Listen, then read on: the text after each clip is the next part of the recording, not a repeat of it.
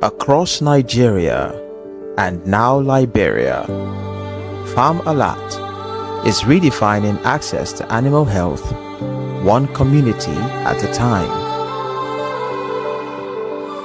Too many communities lack access to affordable animal health services. Livelihoods are vulnerable. But change is happening. Farm Alert delivers efficient distribution, empowers veterinarians, trains communities, and expands access, starting from Nigeria to Liberia. From the hills of Taraba to the streets of FCT, our programs are empowering women and lives are being transformed.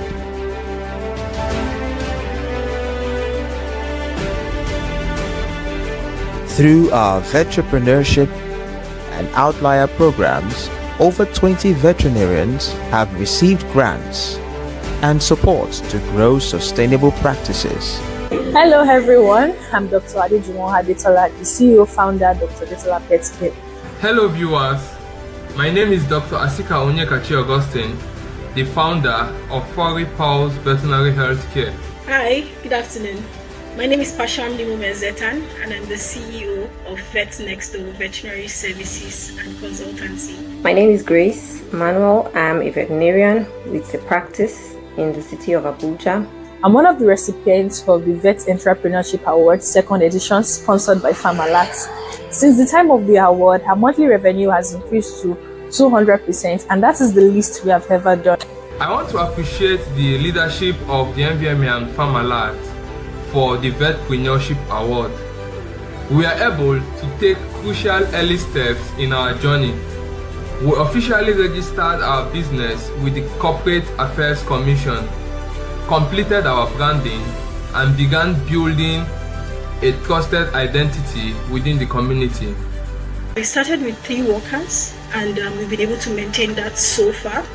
And prior to the brand, I started rendering home services within the community. So that warranted me to want to have more, which the Vetpreneurship grant granted me that opportunity. Farm Alert's input into our business, into our venture, has really helped us grow in leaps and bounds. We've been able to at least increase our ability to supply all the materials and items that our customers need by at least 4-fold compared to what we provided before now. The award and products loan has moved my business from one corner in my room to a veterinary store. The veterinary brand Dr. Adetola Pet Care has impacted many lives by creating jobs and even especially the lives of pet owners by supplying pet products to at least 7 states in Nigeria, including Kano State, Katsina, Benin Kebbi, Abuja, Kogi State, and many others. We've had over 100 clients and customers within Kaduna and even outside. While I'm still running my NYSC, we are able to expand our home service using part of the support we received. This led to over 30% increase in our client base, and we've added a new poultry farm to our consultation list. We can walk into Farm Alert at any point in time, grab what we need, make our supplies and deliveries, get paid. Everyone is happy, our clients are happy, and we can boldly say that we are producing some of the happiest pets in the world from our consistency with service delivery. My advice to the new awardees: invest in the growth of your business, brand, or career as a veterinary doctor. And remember, consistency is the key. Thank you once again, Farm Alert. A word I have for the incoming cohort is know what you want and go for it. And give the community a reason to be proud of you with what you will be getting. Thank you to NVMA and to Farm Alert for this great opportunity. We do not take it for granted. Thank you.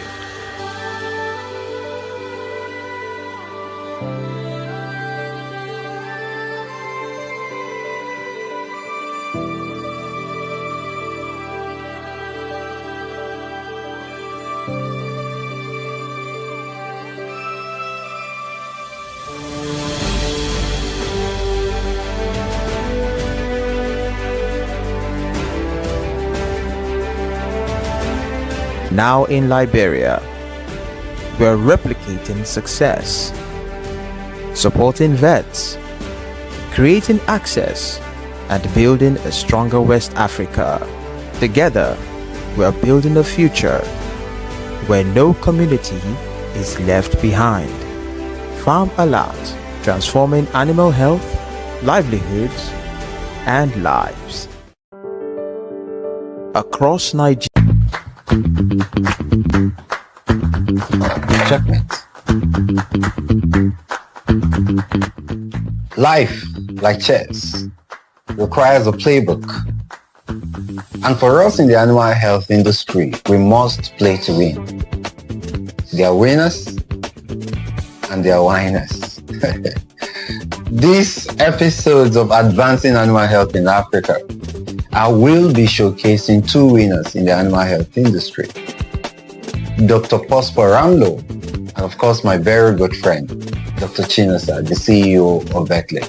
Watch. Hi Navi, I'm Dr. Puspa Ramloo, a veterinary surgeon at House of Pluto.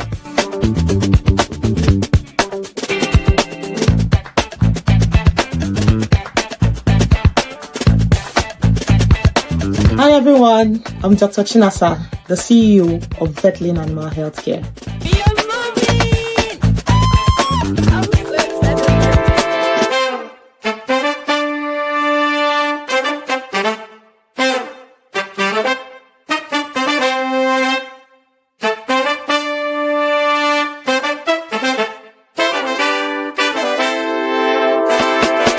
I want you to register for our next show, the Innovator's Playbook, where we'll be bringing these two moves, examining their cranial anatomy. How do they think?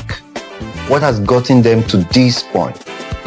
A point where they are seen as almost the best in the African system. Get ready, 28th of August 2025, but the time is 2 p.m. West African time. Across the African continent, we are examining what has made them successful so that we in turn can also innovate what it is that we are doing and make it extremely very successful. I look forward to hosting you. Register now.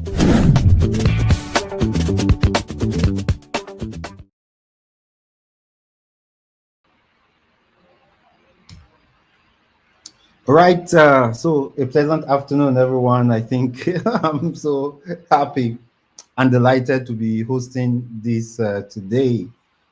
Of course, there are winners and there are whiners. And if you have made it to today's event, you're a winner. Right, winners learn, they unlearn. More importantly, they also relearn. My name is Dr. Kayode Femi. I work with PANELIST.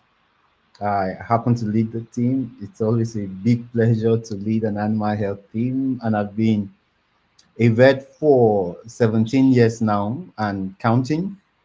So it's a big pleasure to have to host every one of you. I know it's going to be an hour plus packed of learning, because we're going to be talking about something pretty very tough. Private practice is tough. Not like the government practice isn't tough, but private practice is really, really tough. So excelling in private practice, it's a big issue. Like, it's a big issue. And not just excel to excel really very well, because the world is constantly evolving. And if we don't evolve with the world, then we will most likely be outdated. There's a lot happening. So just imagine before the invention of mobile phones that we have to send letters across. It takes 2-3 weeks. Sometimes your letters never get to the desired destination. But technology came in and helped us innovate our way into something more instant. Aren't we grateful? So it's important that in the veterinary space, especially in our animal health field, that we start wearing the innovative cap. That's it. We need to start wearing the innovative caps. And in the advert video, we said they are whiners. You could complain all you want.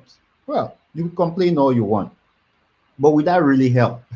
There are a lot of people who whine or who lament. But there are other set of people who look for a way to win. You will be inspired today. You will be inspired today because there are people who picked up their life from ground up and became one of the best practice we have, not just in the country, but in the continent. Of course, this is a continental wide show, so I'm happy, really, really very happy. Thank you all for those of us who have joined. Thank you all for joining. So I'm happy. So I will be diving into what we have today. We have two winners. They are not winners. They are what? Winners. We have two winners that will be sharing their journey with us, 30 minutes each. After that, we are now going to take like a slide of questions. I have my own questions too, because I'm also a private practicing vet. And I have quite a lot of things that is giving me headache in the night to ask them questions around. So what do we do? How do we innovate? And then, of course, I will be taking questions from the audience and we'll make it a lot more interactive. I'm excited, really, really very excited. So back end, if you don't mind, help me bring up the profile of our first panelist, so that I can read. Fantastic. So we have our first winner in the house. For those of you who are not used to House of Pluto, probably you don't practice in Nigeria. And I can understand. I can really, really understand. But House of Pluto is one of our best private practice that we have, based in Lagos. MD, CEO, House of Pluto. That's Dr. Puspa Ramloo. So please, the next slide so that I can read a very interesting profile. Dr. Puspa Ramloo, DVM, that's Doctor of Veterinary Medicine. I presume all of us are Doctor of Veterinary Medicine, has been actively practicing small animal medicine and surgery for 27. So when I mentioned mine is 17, so you see somebody who has gapped me with 10 whole years or one whole decade. So she has been practicing medicine and surgery for 27 years since graduating in 1998. She began in her hometown in Malaysia, opening Pobra Animal Clinic in 2000, where she fostered a passion for animal welfare for 13 years. Those fundamental years provided a great deal of experience and learning in terms of going above and beyond basic pet care. Then came the big moving to Lagos. So we're happy to have a Malaysian come to Lagos, Nigeria. Dr. Puspa's zeal for pet care grew as she continued pursuing her mission to provide exceptional holistic veterinary care services, including proper diagnosis, essential treatments, and surgeries. This ambition led to the birth of House of Pluto, HOP, an animal care hospital equipped with technologically advanced diagnostic and treatment tools. You will watch a video shortly. Highly trained staff, a meticulous maintained pet hotel, and much more. Presently at House of Pluto, Dr. Puspa believes in arriving at a definitive. She's not doing Babalawo style. Those of you who are not Nigerians, maybe you should chat me up after this meeting. I will explain what a Babalawo style means. So she believes in arriving at definitive holistic diagnosis while making client and their pet feel comfortable is her greatest achievement. She's determined to treat the pet as her first and foremost priority. Brilliant. Paying the utmost attention to their needs as patients and clients. Although she's highly experienced in all areas, she's particularly well-versed in the field of dermatology, soft tissue surgery, and she had some surgeries today. Maybe I'm going to tell you about it or ask her a few questions around that. She had a few surgeries today. And veterinary practice management. On a larger scale, her mission is to uplift the veterinary field, and particularly that's why she's here, particularly small animal medicine and surgery, not just in Nigeria, but in Africa.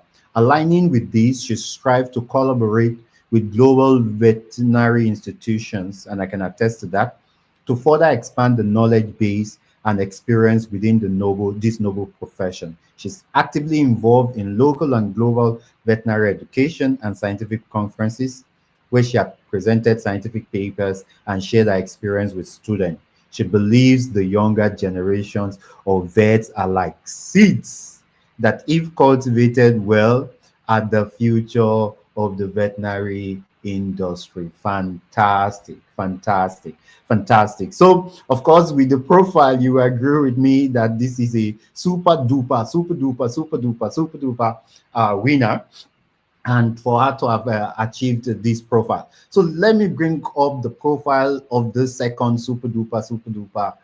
I'm tempted to say we should play one. We will play a few videos before we start, but bring up the profile of the second winner that we're going to be interviewing. Yep, yep, yep. So that is my very good friend, Dr. Chinasa. We were actually just jumping off a meeting together before this meeting. She is the CEO, power block of Vetlane Animal Healthcare. You will be inspired by her story. So a brief of her profile: Dr. Chinasa Chukwuezue is a veterinary doctor with more than 15 years of professional practice and the CEO of Vetlane, the Oga Patapata.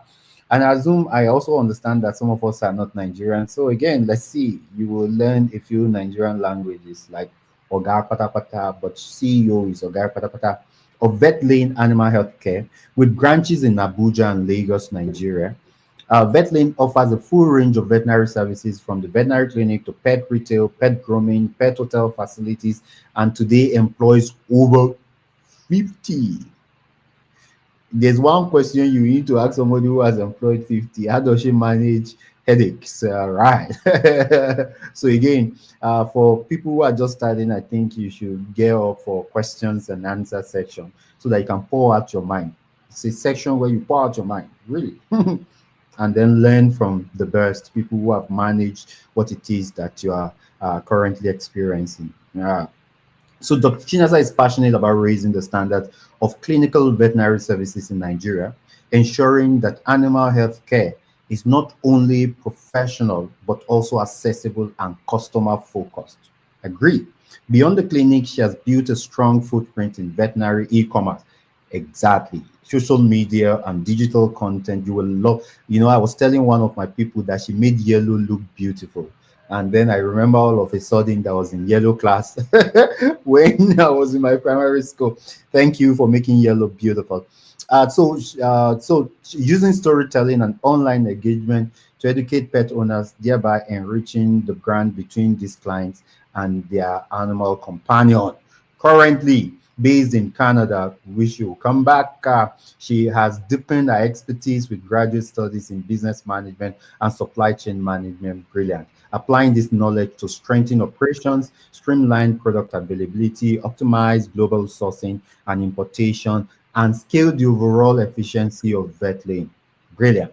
By combining clinical excellence, business strategy, and supply chain innovation, she's building sustainable systems that support both pet owners and the veterinary professional. She's also a certified Scrum product owner, jealous, and product manager, bringing an agile, result-oriented approach to ideation and execution, ensuring that every project she leads in Canada creates real impact. Dr. Chinasa brings a rare mix of veterinary expertise, entrepreneurial drive, product management, digital innovation, and we are delighted to have her share her insight on leadership, business, and creating meaningful change. If this doesn't get you jealous, I wonder what will. I wonder what will. So again, I think I'm even more excited than maybe probably the panelists, because of course this is already being recorded, share across all our platforms. Over 200 people registered, so I believe more people will join up. But again, we're in to learn. We will give them each 30 minutes to share their journey, because the value of the lessons we're going to be learning from them is embedded in their stories. So we'll give them around 30 minutes each, learn their stories, then we will come back and then we will blow open our minds.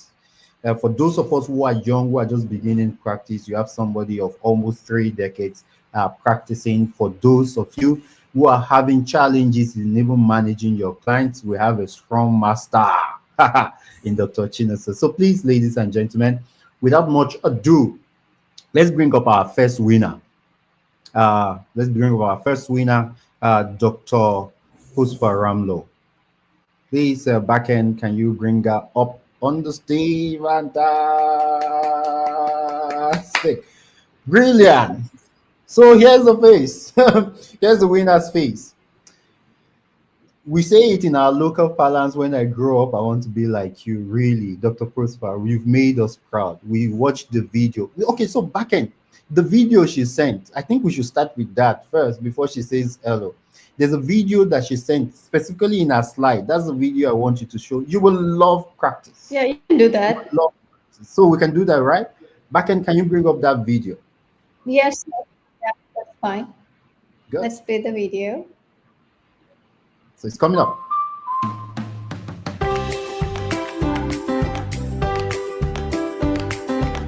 Not cool. It didn't happen today.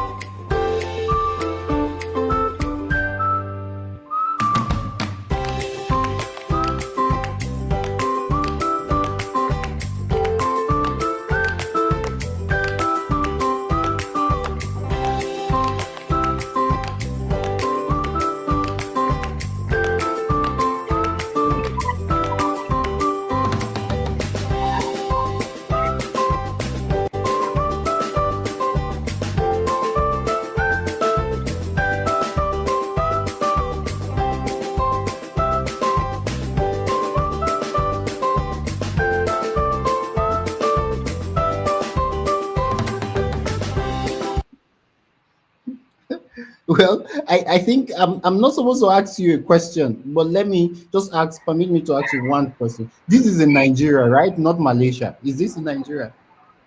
It's Lagos, Nigeria. Lagos, Nigeria.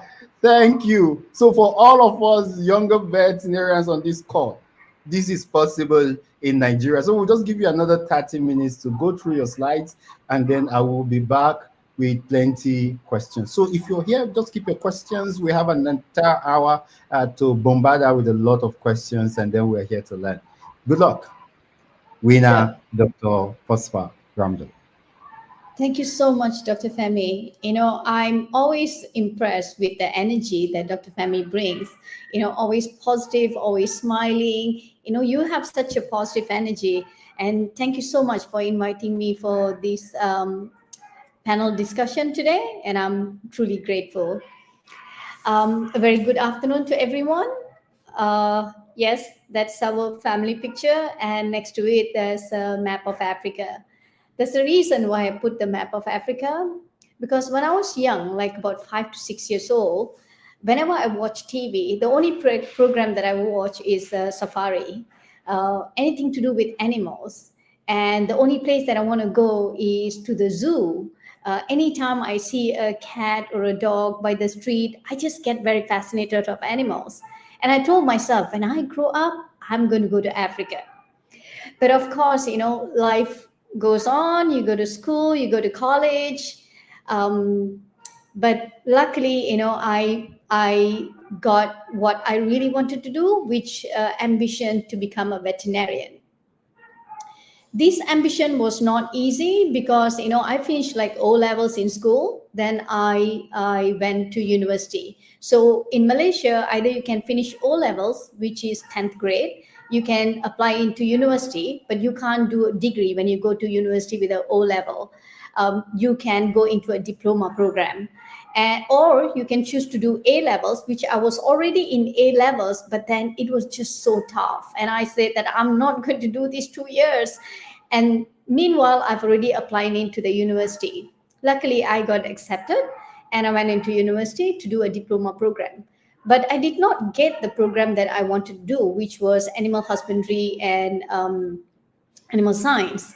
So I got into a diploma in agriculture science, which you grow plants and you study agriculture. But again, there was a clause that if you do your first year very well and you score above 3.75 and above, you get promoted to a degree program that you choose. But of course, when we first get into university, that freedom sets in, your head becomes a bit big, and I played a little bit. So I guess I did not qualify. I did not get to the point that qualifies me to get into the veterinary program. So I had to do diploma program for 3 years. So I had the option. Either I was offered a bachelor in agriculture science, but I was not offered with DVM. And I rejected the Bachelor of Agriculture Science. And I said, I'm going to work hard for another 2 years, making my 3-year point very well to get into DVM. That's exactly what I did. I worked really hard. And of course, when I didn't get into DVM, I cried so much. And I was about to my mom thought that I'm going to commit suicide because I didn't get into the program. That much of frustration. So that also gave me the strength to really study hard and get into DVM. So when I applied for DVM from a diploma candidate, you are only given 3 choices, whereby if you're coming from A levels, you're given 5 choices of program. But with that 3 choices, I was filling up the form with my dad, and I filled up DVM, DVM, DVM.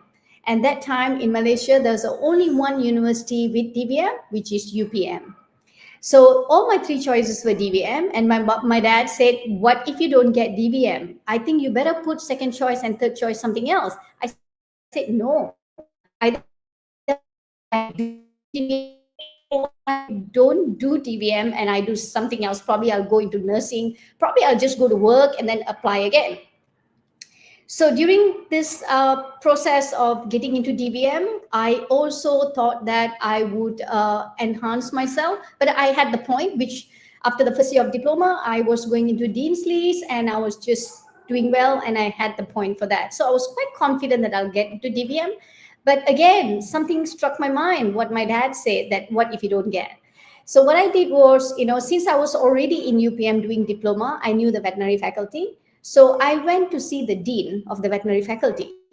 So I would go every day, sit outside and tell the secretary that I would like to see the dean. She said, but what is it about? I just want to talk to him. And, every time I go, he's the dean of the faculty. He's always busy. And I don't think they want to entertain, a student like me. So I went the first day. I didn't get to see him. I waited like half an hour or almost 45 minutes. I came back. I went second time. I didn't get to see him. I went third time. He walked right in front of me, but he walked out. Of course, I greeted him. He just said that, but he's a very fine gentleman. But the 5th time, the lady said that, you again?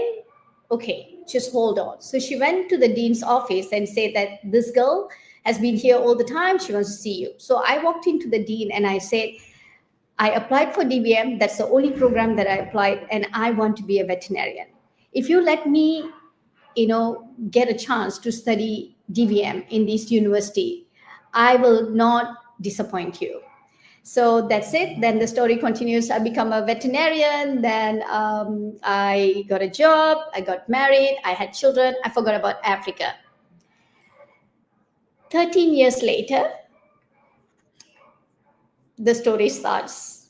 that my husband was posted by his company for an assignment, which was supposed to be for 4 years, but it got extended to 8 years. We are a family of 5, as you see in the picture. That's when we arrived in 2013. That picture was taken in Cape Town when we went for a short break. My oldest son was 12 at that time. My second child was 10, my daughter, and my youngest was 6 years old at the time of arrival. In my early days after graduating, I started practicing with a senior vet who has had more than 30 years of experience.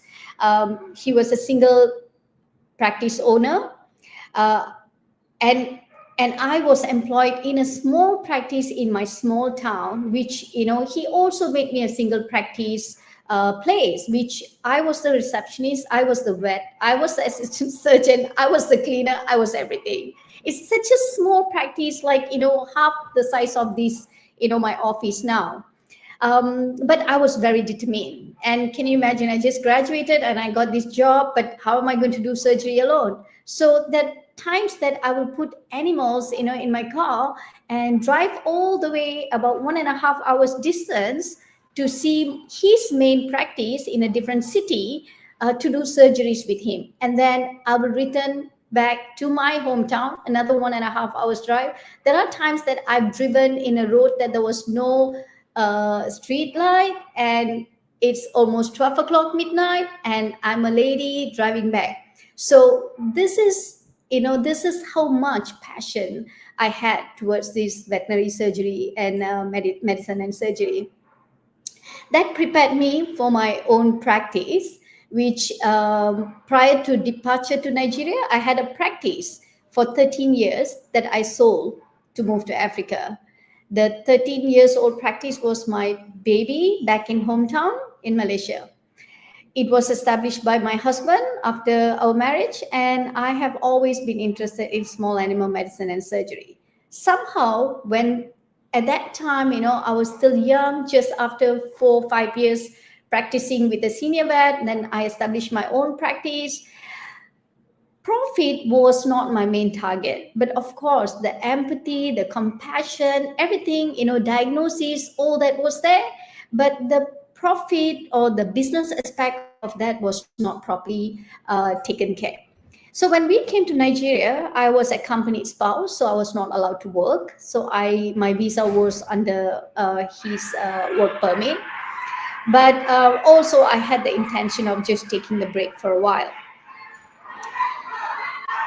My children were going to American school. My youngest at that time, she joined kindergarten. She never liked school. So there's a story how I started practicing in Nigeria. Because of my little girl who ran away from her classroom, she was found by the director of the school, and he took her to the office. So she slept in his office. He said, it's okay, you don't have to go back to the class, but you can sleep here. And then when you wake up, we'll see. She slept. When she woke up, he was trying to entertain her. I still remember his name, Mr. McCoy. He was talking to her and he said, so what do you like? She said, I love animals. And he said, oh, do you know I have 9 dogs and 2 cats? Would you like to see them? She said, yes. And she said, do you know my mom is a vet? So that's exactly where it all started. So people came to know in the American school first, all the teachers, when they have problems with their animals, they would just call me, get a free consultation. And that's how my profession started small. But again, I did not have license to practice in Nigeria. This is 2013, 2014. But can we go to the second slide? Second slide we already played, and the third slide. Yeah.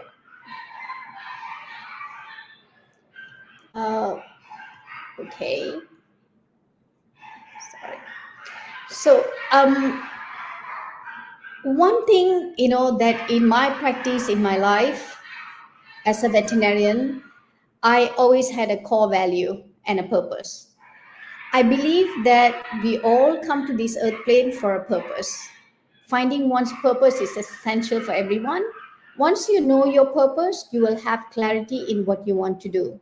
So this is why I'll always say, if any students come to me, I will say, like, what do you really want to do as a veterinarian? And my core values are being honest, respectful, compassionate, trustworthy, of course. I'm sorry about the noise.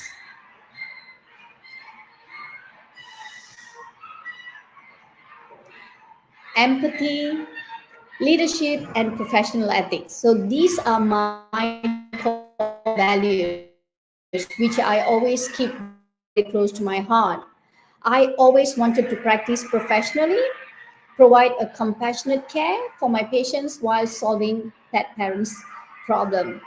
While I was in Nigeria, though I was just consulting, sometimes I go to pick up my kids. Some teachers ask me questions about their pets. I will see to them. And sometimes I'll just walk into their house. I'll say, but it was nothing about business. I was not taking money for it, but I was just doing it straight from my heart, just treating the patients and taking care of their well-being. But something hit me very hard. There was once I received a phone call, and this guy was in distress, and he said, like, are you a veterinarian? I was recommended to you by a teacher from American school. I said, okay, yeah, what's your problem? So I have a Saint Bernard. He's 5 years old, intact, and he has a very big swelling on his elbow, and they said it's a cancer. Now they would like to amputate his leg. I said, would you like me to have a look? Probably you can bring him. Can you imagine? It's a 60 kg Saint Bernard walking into my house, which was on the 4th floor in our apartment, which is owned by the company. And when I saw the first look, I know this was actually hygroma. But it was a ruptured hygroma, which has got infected, and the sepsis. So the diagnosis was cancer, and it needed amputation. So the worried pet parent really wanting to hear otherwise as a second opinion from me. And deep inside me, it's like, I did not ask who is the vet who diagnosed, because that's not my place, but I was just so sad. I couldn't imagine this Saint Bernard, which is about almost 60 kg, walking around three-legged, leg amputated if he was amputated, just because of a misdiagnosis. So I took the case and I said, we have to drain this and keep treating the wound until it gets better. So it took about a month the hygroma to heal, and it was completely compressed, and he healed it, within a month. So this case was a turning point in my life. I decided on that day that I'm going to start practicing again. This was in 2015. So I applied into the Veterinary Council to apply for the license, and but somehow it was 2014. So it took about 2 years. I did not hear back much from the Veterinary Council. And I decided 2015, and I decided to walk into the office of Veterinary Council in Abuja. I took a flight and I went there to see what's happening. I applied for this, so I would like to know what's happening. So at that time, the Veterinary Council was Dr. Josiah, who was really nice, and I'm still thankful to him. He said, oh, okay, all these files, on top of his table, so many of them, and mine was, somewhere around there. So I told him exactly, that I applied and I would like to take this seriously. They scheduled me for another day where I had to go in for an exam, which was oral, theory, and practical, which I sat in Abuja with 6 other vets for accreditation of my degree from Malaysia. It went well, and I passed, got the results immediately on the same day. I was so happy. Now I've got a license to practice. Now I can start practicing. So I started practicing from my home, a small room at the entrance. It was a first room that I converted to a small consultation room. Since it was a company compound, it became a nuisance when too many people started coming to see me. I mean, when I say too many, probably 3 or 4, though I will only take appointment. So it was time for me to move out and not practicing inside the house. So I managed to get a small about 50 to 100 square meters size space in Ikoyi that was a human clinic before. So I started practicing there. Of course, I had my microscope, I had my stainless steel table, the place was kept clean. Most of the time that I saw cases, they were the second opinion.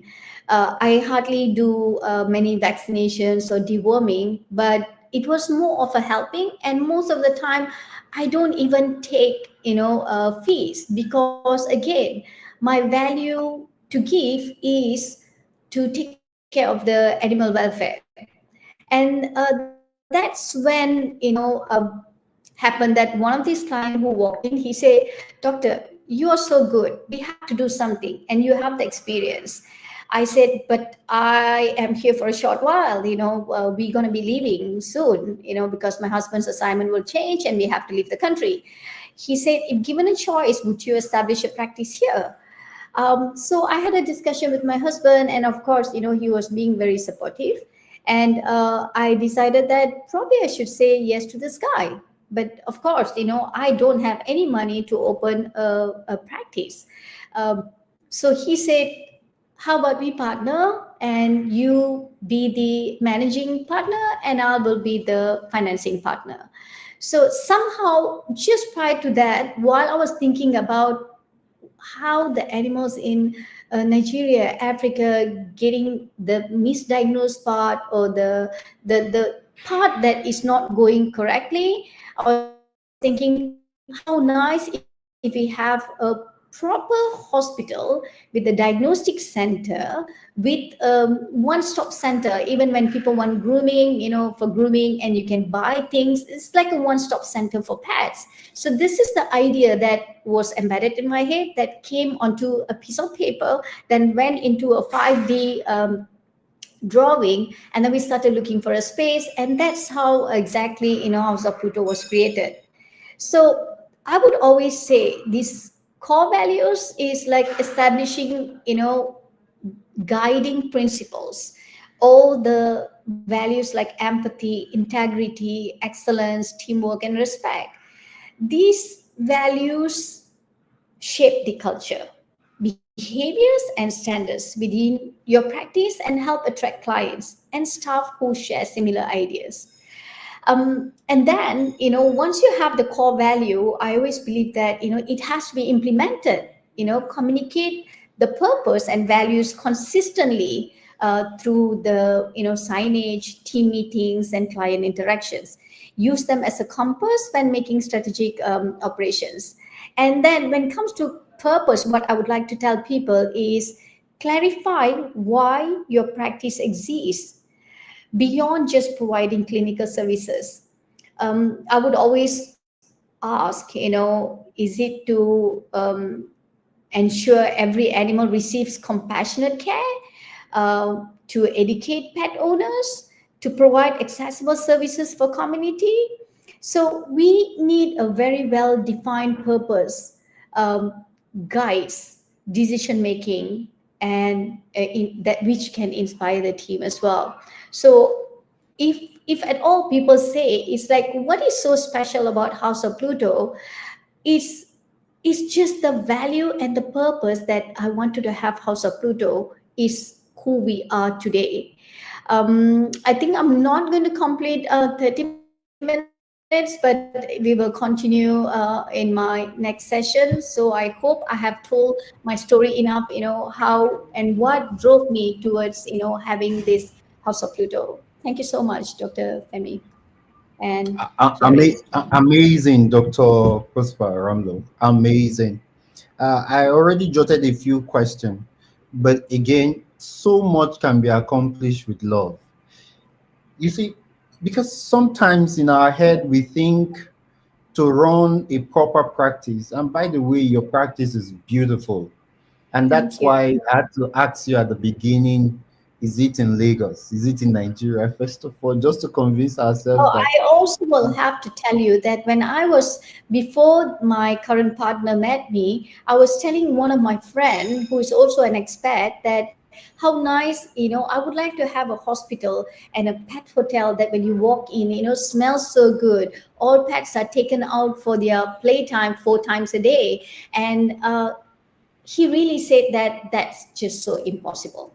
You Hmm. cannot do that in Nigeria. You cannot expect that in Nigeria. First of all, you're gonna have problem with power.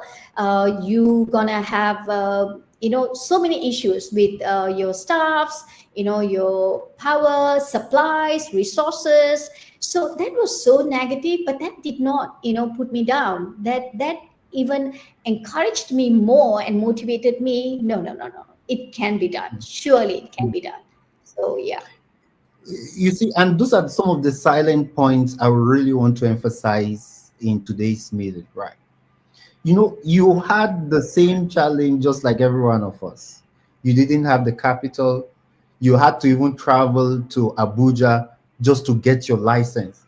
Maybe some of us are even better positioned because the challenge with us young people is that we are so overwhelmed by the negativity, and the negativity drowns our genius. But with all the negativity thrown at you, you excel. I don't want to go into the question and answer, but I have a couple of questions. We will take Dr. Chinasa for another 30 minutes. If you can share her journey, share her story, then I have a few loads of questions. And I believe they are young people.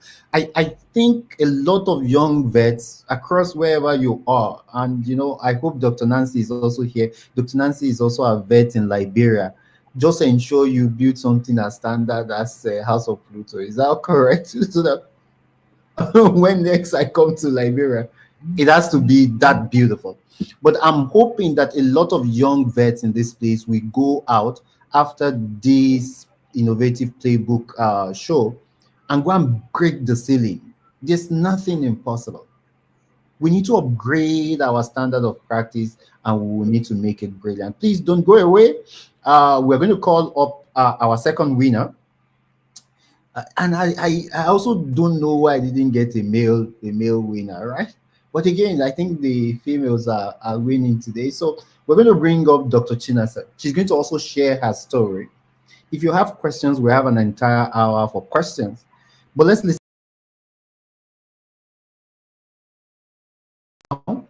and then ultimately we will now start asking them how can we internalize their own story, or how can we replicate their own story in our lives, right? I want to really replicate some of those stories. If you don't mind, please welcome Dr. uh, she's in Canada and she's a scrum master. I will go and Google what that means and add that to my certificate. Welcome on board. So let's hear your journey. How did you start? I know you started in 2016, and I'm happy you shared the picture on your slide. So let's see. Over to you, Doc. Yeah, thank you very much, Dr. Femi and Dr. Puspa. Thank you for that wonderful presentation. So, like you all know, my name is Dr. Chinasa. Can my slide come up? Yeah, okay. Hello, can you hear me? Yes. So I'll be speaking today on the Innovator's Playbook, thriving in the noisy world of veterinary business. So I'll be speaking about what I did and how I was able to start Vetlane and how I was able to thrive despite all the challenges and everything that I had to go through in Vetlane. So you can move on to the next slide. Okay, so Vetlane, I founded Vetlane in 2016, and for me, it was driven by passion as a vet because I had always wanted to be a vet. I had a dog when I was growing up, and in fact, I told my dad I wanted to be a vet so that I could treat my dog. But sadly, my dog passed on at the age of 11 years when I was just a first-year student in the University of Ibadan. So I started Vetlane with that passion, and I grew it from a 1 month vet to a team of 53 staff in we currently have in 2025. So the main purpose of Vetlane, and one of the things I really look at is I strive to solve real challenges for pet owners. So a lot of pet owners are, you know, they have a lot of challenges, and then when they come to you, we try as much as possible to make sure that we solve their challenges. The picture on this slide is the picture of where I started Vetlane in Lube Village. For those of us who are in Abuja, Lube Village is like a settlement, like a suburb. This building was made with mud, and because that's what you find prevalent in that area. And then they just use cement to cement it. So if you could see the Vetlane Animal Clinic, this was how I started in 2016. So I built trust, you know, through consistency, trying to be consistent in what I was doing. Transparency is one key word that I always stand by, so that the clients, you know, whatever you say, you're being very transparent, very reliable and truthful. Then another thing that helped is reinvesting the revenue to expand the services and to reach more clients. So I was living below my means, and all the money was making in Vetlane was being reinvested back. So there were times when there were things that I needed, things that, you know, at a time, there was a time my car would, like, I would be driving my car and I would be praying that I get to my destination. Like, it can't, but it's not like I didn't have the money to get something better, but you know, I just needed to make sure that, you know, that money that I was making, I wasn't going to use it to make expenses that would dip a very big gap into my capital and all that. So I was just reinvesting everything back into the business. So that was in 2018, right? Yeah. So in 2018, I started social media, and that was when I had my child in 2018, and I was at home. I was practicing. Sometimes I would go out. Then Vetlane was in a building in an estate where I was also at that time we had not moved, so I was living inside the clinic. So I couldn't go out really as much as I would, because then when we were in Lube, uh, clientele, people who lived around that area were people who would go to town to work. You understand? So the demographics of that area was people who lived there. It wasn't like where we are now in Garki, where everywhere is central and all. So people lived in the estate, and they would go to work and then they would come back. So we didn't really have that turnout of people in the clinic. So I was doing a lot of house calls, despite the fact that I had the clinic. So that was the location I moved from when we moved from here to the estate in Lube. So I wasn't able to go for house calls like I would do. And then I was like, okay, how would people find out about my business? Then I dabbled into social media. So I used the social media, I started learning how to create content. I was paying for all those 2,000 naira, 3,000 naira courses online, trying to learn how to videography, editing videos and all. So I started using social media to educate and engage clients to grow our reach. Then I adopted technology early enough. You know, I know I had to move away from the standard practice, which was using files and physical files. We had to take in our files, our clinical files online. You understand? So I started imbibing technology at an early stage. Then another thing that helped also was I tried to build very strong relationships with clients. You know, I was so close to some of my clients that they were so in tune with me as a vet. You understand? I made them understand that it wasn't just really about the money or the practice. You know, I was really, really interested in their pets and everything that had to do with them. Then I also invested in people training, mentorship, and also building a strong team. Like Vetlane is what it is today, majorly because of the team and my staff. Like these guys they put in so much effort and, you know, try to make sure that we move from where we are to the next level. Okay, you can move to the next slide. So one of the things, no, the next slide, yes. So one of the things that helped Vetlane, not this, the next, yes.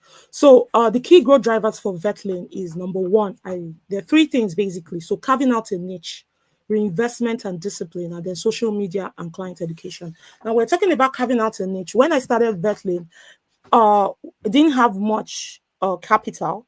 So I had to look at it like, okay, what can I do, to carve out a niche for myself? And that's what I would advise every young vet or anybody who is just entering into the veterinary business. You have to carve a niche for yourself.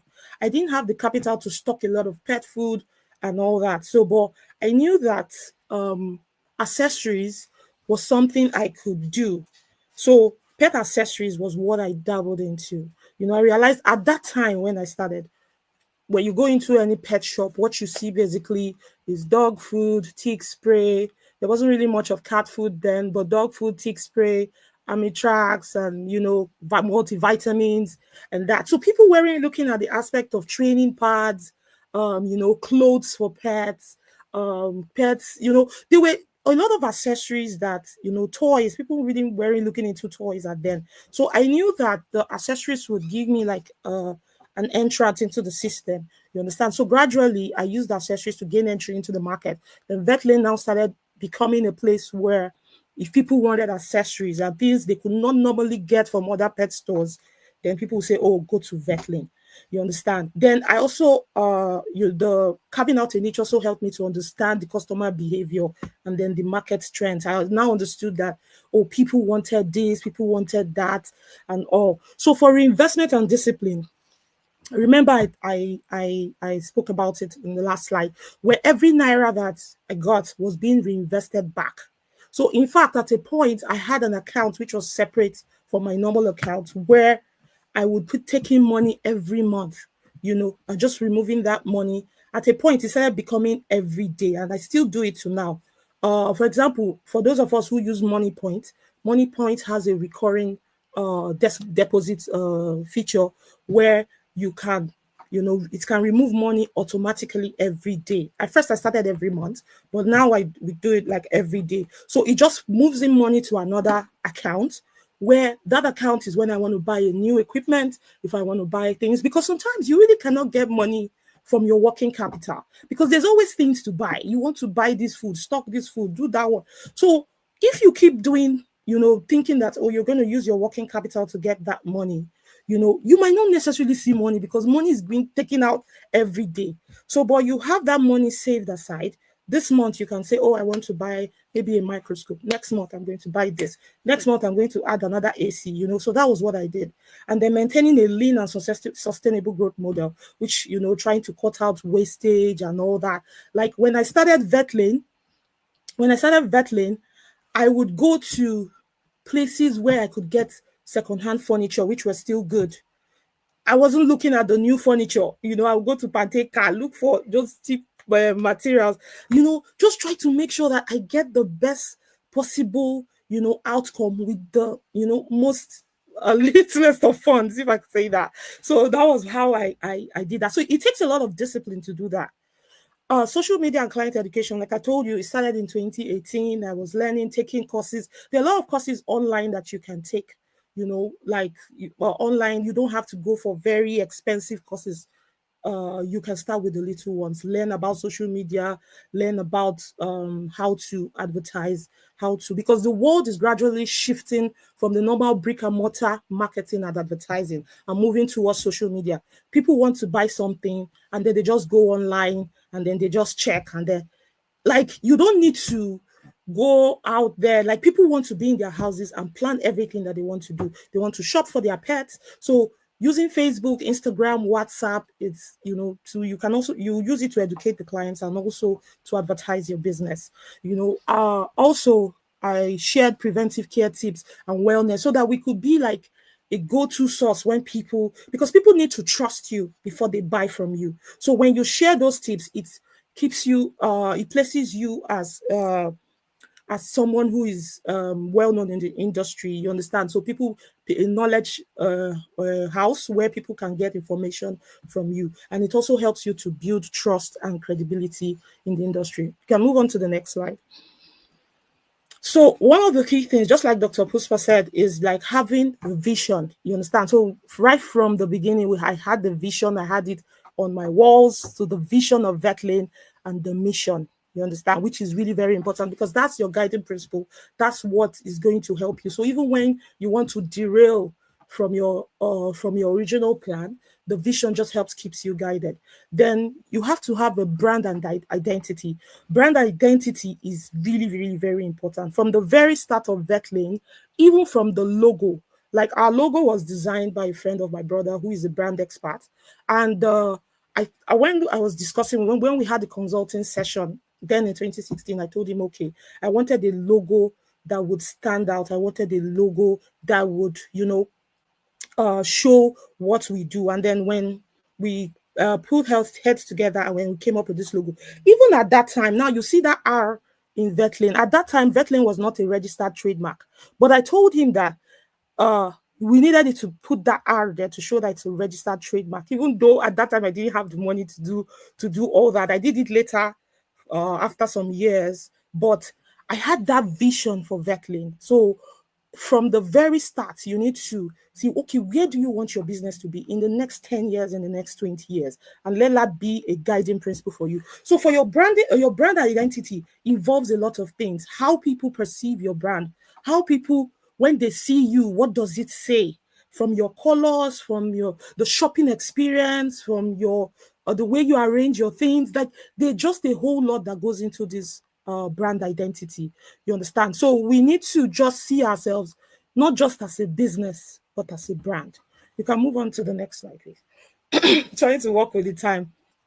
So, like I said earlier, one of the things that helped in building the Vetlane brand, the brand identity and look, so you're having clean, professional, trustworthy visuals, consistent colors, like the yellow, our colors are yellow, white, and black. And we make sure that it's shown in most of the things, our messaging across all platforms. And then a modern and approachable style, a style that, when people see us, it's easy for them to come in contact with your business.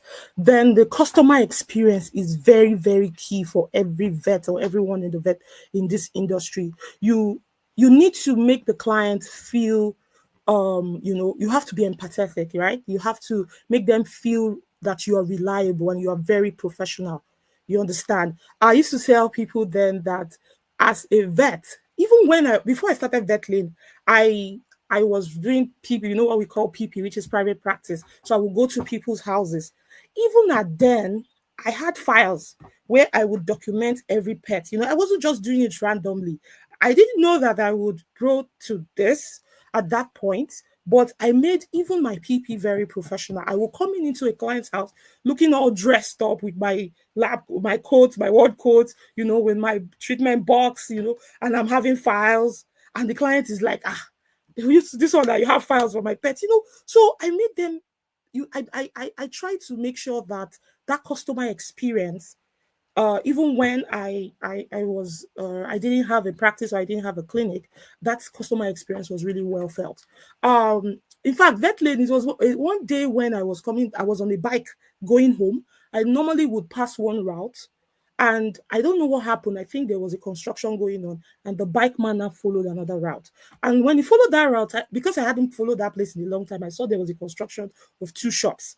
And I saw, so a thought just came to me because then I was doing dog bath and grooming service. So I was barely surviving. Like things were not really that easy. And then I saw this shop. I said they were built. So a thought just came to my mind that maybe you should just have a clinic, like people, so that people can come to you instead of you walking around the whole Abuja with bikes and keke. So I stopped and I asked. They said it was still under construction. And then when I asked, they said it was 150,000 naira for the shops. So I didn't have enough money then. I think all I had in my account was 80,000 naira at that time. So I had to call one of my siblings, and I was like, okay, see, can you just loan me this amount? Can you help me with this amount? I want to pay for this place and all that. So he ended up helping me and all that. And then we came together as a team, at the end to set up Vetlane. At first, I started, it was just gradual and growing, just gently. And then that's how we just started growing. So that customer experience is really very, very important. Transparency in services and pricing. Like in Vetlane, and I would advise every vet, for I found out that in Nigeria generally, sometimes people have different pricing for different customers. You have to have, they feel that, okay, if this customer is rich, the pricing should be different. You understand? We don't practice that at Vetlane. So the price is the same across all platforms, across board. So you have to make sure that people see that transparency, because the moment the client notices anything that is different, like people will always notice at the end of the day, then it puts in the mind of the person that you are not someone who is honest or someone who is not transparent. And then another thing that we do is personalized attention. So personalized attention, making them feel heard, making them feel that you understand what their pet is going through. You understand? That helps to create long-term loyalty. So then I also talk about the tone and communication. On social media or whatever you are putting out, you make sure that they're educational, easy to understand, the language is friendly. Social media really helped us a lot. Like the growth of Vetlane can be highly contributed to social media. So people see us as a trusted advisor, not just a business. In fact, people would chat us in the DM. There was what I used to do where people would chat us in the DM, ask questions. Not everybody wants to buy a product, but they will ask questions. And I take my time. Sometimes I do a voice note. That voice note, I would explain what the person should do. If it is something that the person needs to buy something, you would explain. If it's something the person needs to see a vet, depending on the location, I'll say, okay, you can see a vet, you can go to your vet and this, that. So because of that, I kept on doing that consistently, even till now. Customers will come to our DM, ask questions, we refer them to our clinic, we will call our clinic and then speak to any of the doctor. And we weren't charging them for that. So because of the way we were just, doing that, customers now saw that these people they really love pets. They were seeing us as a trusted advisor, you understand? And then whenever they now want a vet or they want to buy products, you will be the first person, because they realize that at that time when they asked you questions, you answered them very well. Then emotional connection, make them feel that they're part of a family, not just paying for a service. You understand? And then create that sense of belonging. You can move on to the next slide. So the Nigerian veterinary landscape. So I'm going to be speaking about the growing opportunities in the Nigerian veterinary landscape and the market shift. So there's a rising middle class. Under the growing opportunities, there's a rising middle class pet ownership. More households are seeing animals as family. What is happening now is quite different from what you're seeing in 2016, what we saw in 2016. So it's growing and it will keep growing. You understand? So we need to take note of that, and we need to make adjustments in our business to accommodate that. Then there's an increasing number of household cat owners.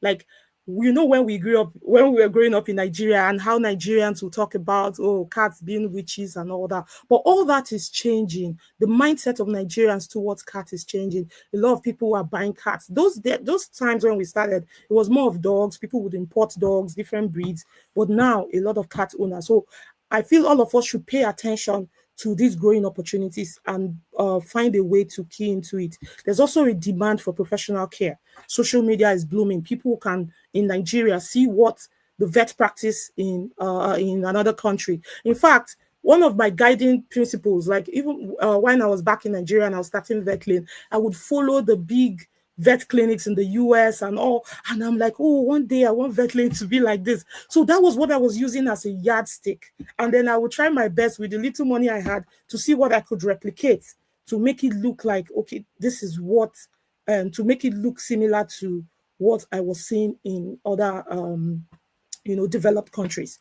Now, for the market shifts, there are things that are happening also. You will notice that a lot of private veterinary businesses, pet stores are coming up. Then growth of social media. Social media is coming up and is booming, right? Social media is now seen as a driver of visibility, education, and client engagement. So that will help. Social media will help you become visible. People will get to see you, you understand, and then you also use that as a form of educating your clients and making yourself a leader in that space. Expansion of e-commerce. Now in Nigeria, people don't want to really go out. For our retail business, which is our pet store, we've realized that people want to sit in their houses and place their order. Why would I want to go into traffic to go and buy a pet product? You understand? Why can't I just sit in my house and do everything I need to do? A lot of business are applying that route, and we vets also need to follow that because these clients are buying things online. They can buy. In fact, there's this popular parfait that comes up on my feed, Melanie Pine in Lagos. Like I think they're also in Abuja too. You just find out that people want to sit down and then the thing will come to them. So why should it be the vets? Why should they have to now go out to buy something for their pets? You understand? Telemedicine is also coming up, where people also want to get veterinary diagnosis from. That's also another field that is going to come up in Nigeria, which that started, but is going to really go up very soon. Then demand for convenience. That's that convenience and online accessibility. People just with the bat of a finger, I need this in my house. My dog food has arrived. You understand? Then increasing reliance on online visibility as a measure of credibility. Now, online, one of the major pitfalls of online or having a business online is the fact that is trust. Nigerians have trust issues, like I always say. People don't want to be scammed. There are a lot of scammers online. You understand? So one of the ways for you to beat that is to try to become an online. People should see you as a hub for someone being credible and someone being trustworthy. People need information. They can go to your page. See, for example, this guy, what's his name? There's this Aproko doctor, right? So Aproko doctor, everybody already knows him as his page as somewhere where when you go, you get information about your health and all that. So people also look at your engagement, look at the number of followers on your page. So they feel that, if this person, for them to have this kind of number of followers, that means they're credible. If they see your comments, they'll be, okay, this is a page that is not a scammers page. This is a page that has a high engagement. You understand? So I can buy from that person. You understand? So you need to, it's not just about selling. Your social media shouldn't be about posting what you do. Oh, we carry out this, we do this. No, social media should also really be about education. Can you move to the next slide? I'm trying to beat up the 30 minutes. So understanding the noise, like this topic says, the noise, client experience gaps. Pet owners are overwhelmed by conflicting options. You understand? So you need to make sure that you and what you are offering stands out. For example, now, you know that, you might have experienced it. You might be talking about buying something, and the next thing you open your Instagram, and then you are seeing ads following you just because you mentioned that you want to buy something. You understand? So there's a lot of options. People have a lot of options. So you need to be very quick. You need to be fast. Your product needs to be out there. You need to be like a marketing, like you have to imbibe that marketing skill in making sure that your product, when people think of something, you should be like the first or the second choice possible. Then the price-driven decisions create short-term loyalty, but long-term break. So don't look at the price. Like maybe, I want to be the cheaper option, and then people will patronize me. No, don't be the cheaper option. Fine, if you base your business based on price, you might not be able to. People might not be able to see, the benefits of your business. You need to. It's not just about price. It's about what you are offering. You understand? Even when clients complain about price, you should be able to tell them that, yes, I know that this is expensive, but this is what you are going to get. You understand, from when you patronize me or buy my products. Then overcrowded market signals, where there are people who are offering cheaper and lower quality services, but always make sure that your service is standard. You understand? Then unverified animal health advice online. In fact, we get a lot of clients like that who will come in and tell you that they read on Google that this is this and this is that. So there's a lot of unverified animals. Sometimes they go on TikTok and then they see something and then they come to the clinic and they tell you that, oh, this is this. Somebody said that this is. In fact, one of my friends was recently telling me that the client told her that OVH surgery, the cat is supposed to be totally healed in 2 days. Like, I'm trying to, wrap my head on how a suture will heal up in 2 days. So that's what there are a lot of unverified health advice online, but trying to make sure that you go above this noise and don't let it get to you. Yes, and try to push your business. Please move on to the next slide. So innovation as a survivor for strategy. Like I said earlier, you move beyond price wars. It's not the battle of price. You have to compete on your value, the value that you're bringing into the business, your reliability. How reliable are you?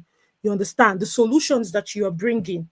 So it shouldn't be just price. So what you place on your product or your service should be on this is the value that you should make the client see.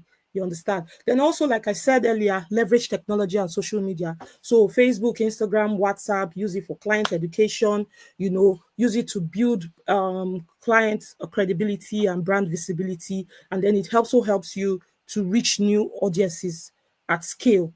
You understand? So for us, I would say that our retail side has really helped Vetlane to reach new audiences. You understand? Because for the clinic, we are quite kind of limited by our geographical location, because there's not many clients that you can attend to. You understand, within your geographical space. Fine, we have some clients who fly in their pets from Kebbi State, Zamfara, and all that, but they're not that much. You understand? So, but with retail, you can reach the ends of Nigeria as long as there's logistics. There are a lot of logistics companies, you understand. So the ability to scale with retail for us has really, really helped us. We also have a branch in Lagos. And why we set up that branch in Lagos was because I always look at the books. Where are our orders coming from? Now I sit down with my team and I'm like, okay, this is this. How many orders did you do to Lagos this week? How many orders? And then we're looking at it. We're looking at the figures. And then you say, okay, oh, we're having these orders in Lagos. I think we need, at this high time, we need to get a Lagos branch. And then we're also looking at the comments of customers. People should open in Lagos. Some of them would DM us, open the display. So we started in Lagos. And when we started in Lagos, I didn't start in the location that we currently are, because I needed to understand the Lagos market. I was born in Lagos. I was raised in Lagos. I'm a Lagos girl, practically. I actually came to Abuja for NYSC, decided to stay back, got married, had kids and all. So but the Lagos terrain, I didn't really have much idea. Fine, my parents are traders. I grew up, selling. I would go to my mom's shop. My mom used to sell plumbing materials, and my dad selling car tires. But they were more of the informal. They were, carrying out informal business. I'm an Anambra person, so go to shop. Even as a young girl, I would take stock with my father's boys. So that was when I was exposed to business. But even though I had that experience from my parents' shop, because after school, during holidays, I'm at the shop, I'm following them to sell and all, I still didn't understand the Lagos terrain, because this was a different thing. This is the animal business. So we went on the mainland somewhere, along Egbedai Sherry area, and then I started as a fulfillment center. So we were not entertaining walk-ins. So we were just doing deliveries. And then after some time, I think we had operated a year and a half or close to 2 years on the mainland. I would always periodically look at the books. Where are the majority of the orders coming from? And I saw that they were coming from the island. You understand? So I said, okay, I think it is time. After about 2 years, I think it's a time to move in. So I didn't just like moving into Lekki phase 1, where we are right now in Lagos. I had to really study where our orders were coming from. And currently we now have a pet store in Lekki phase 1. So that's about, reaching new audiences and then scaling, because scaling is important. The more Nigerians that, like the whole of Nigeria and the pet owners in Nigeria, if you find a way to be able, and that you can reach that number of people, it will really, really help the business. Human touch still matters, which is the third point. So despite the fact that we have to use technology, you also have to blend it with the human touch. The next slide, please. Dr. Femi, have I used all the time? Yes, so we need to move a little bit faster because of the questions. All right. Okay. So my playbook consists of three things. The clarity of the vision, the customer centricity, and the agility. So the vision is very important. You need to know where you are going to and how you're going to get there. Customer centricity talks about you need to anticipate the client's needs before it arrives. You understand? Know what these people are going to ask for. What is that? You understand? And then it will help you to how to position your business and your practice. Then pet owners want preventive care and wellness. People are always asking questions: what can I do to my cat so that my cat will do this? So that that's what we are seeing now. They're design services solving their real challenges. If you need, for you to be able to scale, and now you need to make sure that you design services solving not really what you have to offer, but that you have to be able to solve the challenge of the customer. It is until you start solving the challenge of the customer, that is when you find out that the customers will come to you. You understand? Then agility, which is the third point, you have to be ready to adapt fast to changing environments. Like when social media came, we're able to enter. When, for example, when the Nigerian economic, Nigeria is currently facing an economic downturn, we realized that people weren't selling as much big bags of food anymore, like the way we would sell small bags. We came up with an idea where we would measure it in little kgs, and you will not believe that that's like our highest selling point. In a day, if I tell you the number of bags of food that leave Vetlane in terms of when people come in by 2 kg, 3 kg, 4 kg, it's a whole lot. You understand? So if we had sat back and said, oh, we're going to sell single, like we're going to sell it in bags, those bags would keep remaining inside the store and nobody will buy, because not everybody has the ability to be able to buy that bags of foods that are over 100 and something thousand. Test new approaches. So when you test those approaches, is it working? Is it not working? And then you change fast. The next slide, please. So thriving in the noise. Now, the practical moves you can do, you need to differentiate your brand from others. You need to differentiate, okay, what exactly makes you different from the other practice or from the other pet store? You understand? So you need to invest in branding and marketing. You understand? We spend a whole lot of money, in hundreds of thousands, for branding and marketing, which is you have to have a budget for marketing. So it's not just about just having a business and then hoping that the clients will come. You have to spend money. Digital, when we're talking about using digital media, social media, like I said earlier, for education and engagement, the quality assurance, you need to standardize your treatment, standardize whatever you are doing, make sure that you are following the correct practices. Then diversification, there are a lot of ways. Like I told you, we entered through the accessory part, right? You understand, the retail, but I used it to build capital. There are a lot of areas you can diversify into. There's pet grooming, there's pet product subscriptions, there's diagnostics, e-commerce. There's something that we're currently doing, which is drop shipping. We have a couple of, like, if not more than, in Lagos, we have about 15 customers who don't have a store, but they buy from us. Now, every product that leaves Vetlane leaves with our branded sellotape or branded bags and all that. But we have customers who just come to us and then they get our price, market to their customers on their WhatsApp stories, on their Instagram. They get orders, they meet us, we package the order without our branded sellotapes. They send us the address and we use our dispatch riders to deliver to them. Now, what it does is it's making you, expand your branch. In fact, one of the clients sent us a message yesterday that today, a few months ago, he said, today makes it 1 year I started doing with Vetlane. You guys did not collect my customer. You guys are keeping me in business. You could just deliver to us. The client does not know where it's coming from, even though we have the phone number and address of the client. So we know that, okay, this client comes, because the more you keep doing that, the more the customer keeps spreading its tentacles to get more customers. And then in turn, you also sell. So two of us are winning. I'm winning. The person is winning. You understand? So we have a couple of them like that, even in Abuja too. So drop shipping is also another way people are also making money in the industry without even having a store. Then data-driven growth. I spoke earlier I talked about tracking your sales. Like, I look at the figures. Before I make any decision in Vetlane, you have to look at the figures. What's, where is the money coming from? How are the clients, what are they paying? How are they paying? What challenges are they having? How many orders are you getting from? Where are the orders coming from? That would help you as a business owner to make informed decisions. You have to look at the feedback from the customers and their buying patterns. How do they buy? At what time in the month do they buy? Just different things. Please, the next slide. I think that should be the final slide, I think. So the call to action. Veterinary entrepreneurs, we need to be able to differentiate. We need to innovate. We need to collaborate with each other. You understand? Then for the government, I would say that the government should be able to support innovation. We need infrastructure in the veterinaries. The veterinary industry is growing in Nigeria, and we really wish that the government will, help out in that way, also building infrastructure, training, and enabling policies that would really help the veterinary practice. Then for the veterinary community, we need to also share knowledge, embrace technology, and elevate these standards together.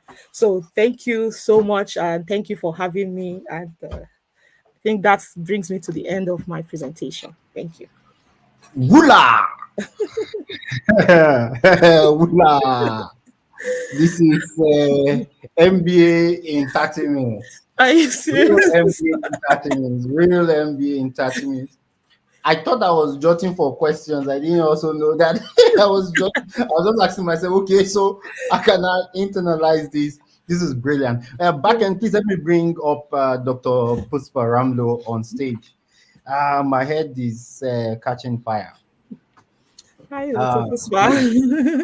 My head is catching fire. Oh, nice, nice. So again, because of our time, I have to say that, if you're a veterinarian, you want to be a business person, catch Dr. Chinasa. Oh. Oh, so now this is the Anambra part of her. Anambra blood, yeah. But this is brilliant, right? Yeah. And if I were you, their books I've read more than 50 times, and without any exaggeration. I think this is a class or a show. Trust me, you didn't understand everything both of them have said. It is repetition that brings up a learning and inspires it into actionable results. You didn't get everything. And, with experience, I can also say that, right? And that's the reason for the question. So both of you started with passion.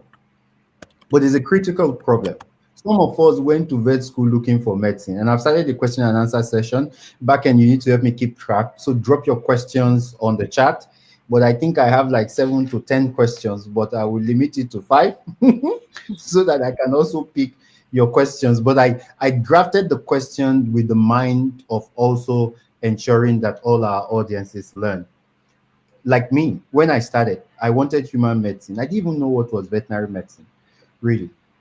So when I got to ABU, they said VT. I asked somebody, they said, what's VT? They said it's veterinary medicine. I said, what's veterinary medicine? He says animal doctor. I say, oh no, my parents are not going to be proud. So it's like my own story and a lot of people's story. Unfortunately, 70% of veterinarians, our story is upside down. You started with passion.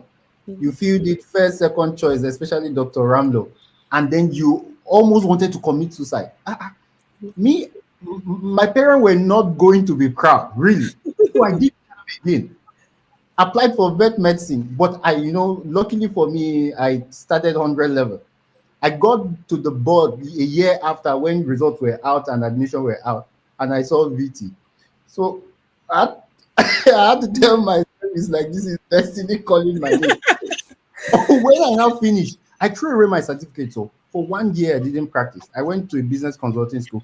I wanted to build a big business. So it didn't ever occur to me that veterinary medicine, because I saw all the veterinary doctors. Then I wish I had met Dr. Puspa. Maybe I would have started earlier. I would have wasted 1 year. But most of us are in veterinary medicine because JAM gave it to us. So I don't know whether an audience, you can correct me. Is it safe to say some of us, it's not like we're that passionate, but we have found ourselves. And it shows in the way we handle. That's why it's difficult for us to grow. Can you be passionate about something you are not passionate about, Dr. Ramloo? Is that possible? So this is one thing, I will always ask, what are you passionate about? My son is a chef and he never liked school, but he loved cooking. So I asked him, what would you like to do? But he's so lucky that he had the option. But what about the many students that come to me say that, why did you choose to become a vet? He said, no, I did not choose. I wanted to become a human doctor, but I was given vet med. I said, still not too late, but do you want to continue this? I said, the choice you make in life is the most important. It's never too late to go after your passion and dream. Even if you're in the first year of veterinary medicine, when you come to me and say that, no, I wanted to be, why are you doing second year of vet med? And then when people tell me because I did not have a choice, I said, no, you have a choice. I had a choice as well, that because of what I wanted, I go after what I wanted. But those who are already in the field of vet med, who did not choose to become a veterinarian, now either you love to do, what you're doing now, or you can collaborate or, integrate with something that you're really passionate about. So, like, I think you, Dr. Femi, you are doing a great job. I think it's inside you. You wanted to become a human doctor to help human being. And now the number of people that I hear how you help them to grow themselves and, to achieve things is just that amazing. Yeah, can I also say So, something? Can I Okay. also say something? So Okay, for but Dr. me, Chinasa, before you say something, thank okay. you, Dr. Ramloo. All right. But I think it was also going to be, maybe you will still talk about that. It was also going to be a mistake if I were ever a human doctor. My dad passed away a few months ago, and I could not stand him being inside the hospital. So I said, oh, it would have been a double disaster if I were ever. So sometimes our childhood dream can also be misguided in Africa. Yes. Because it is medicine that we think there's money. Some of us is just money that we want because we're running away from poverty. But I'm going to ask you a follow-up question. But Dr. Chinasa, you answer the same question, what you want to say, but understand that some of us, our parents paid our school fees through sweat. So Want I to would go say back? something. For me, I wanted to be a lawyer as a child. So I was fascinated by law.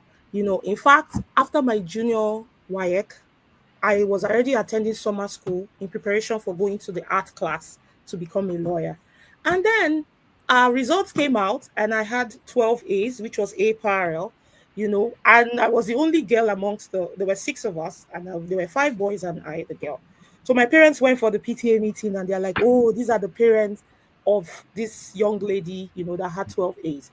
Then my parents now started saying that I think I need to go because there's this notion that if you have a smart child, then you have to go to science class. And I was telling them, no, I want to do government. I want to read French because I love French and social studies then. So I knew I wanted to do government, but my parents said no.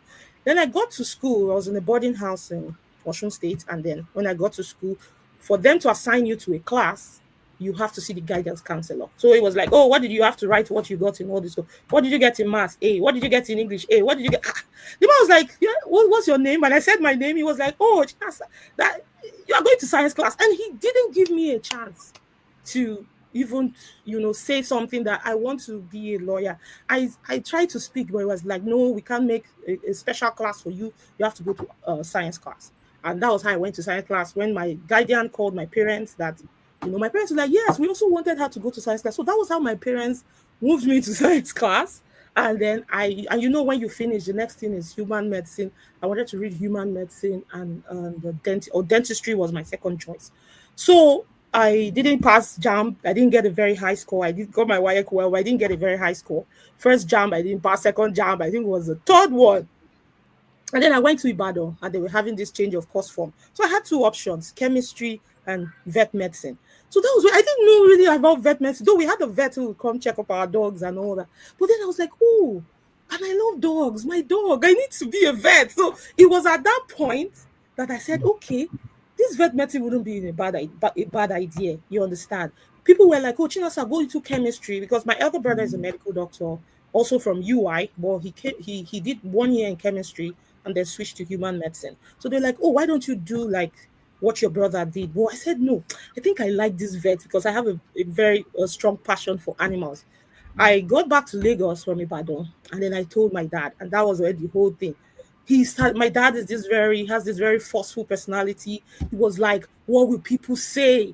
He's that his daughter, he's a chief, and he's like, what they will say his daughter is reading animal medicine, Doctor Nkita. This. No, I will not read." And for the first time in my life, I stood in front of my father because my father is really quite intimidating, and I stood in front of him that I want to read vet. He said, "You will never read vet. You will never." So I left his this thing upstairs, and then I came downstairs. I was crying. I was like, "I want to read vet. I want to read vet. Why is he saying I shouldn't read vet?" And then he told my mother that no, Chinasa is not going to read vet.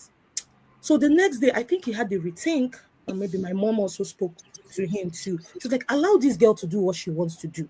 You understand? So that was how the next morning he called me upstairs, and he was like, "Okay, you can read the vet, but you can change the human medicine when you get to 200.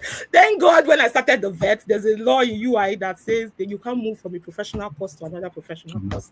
And that was how I ended up in vet. Today, my father is the one that he will tell you, my daughter is a vet doctor, that kind of thing. So I started the vet, I do another thing is I also have the passion for business. So while in school, I was the president of an association called Enactus. So I was the team leader.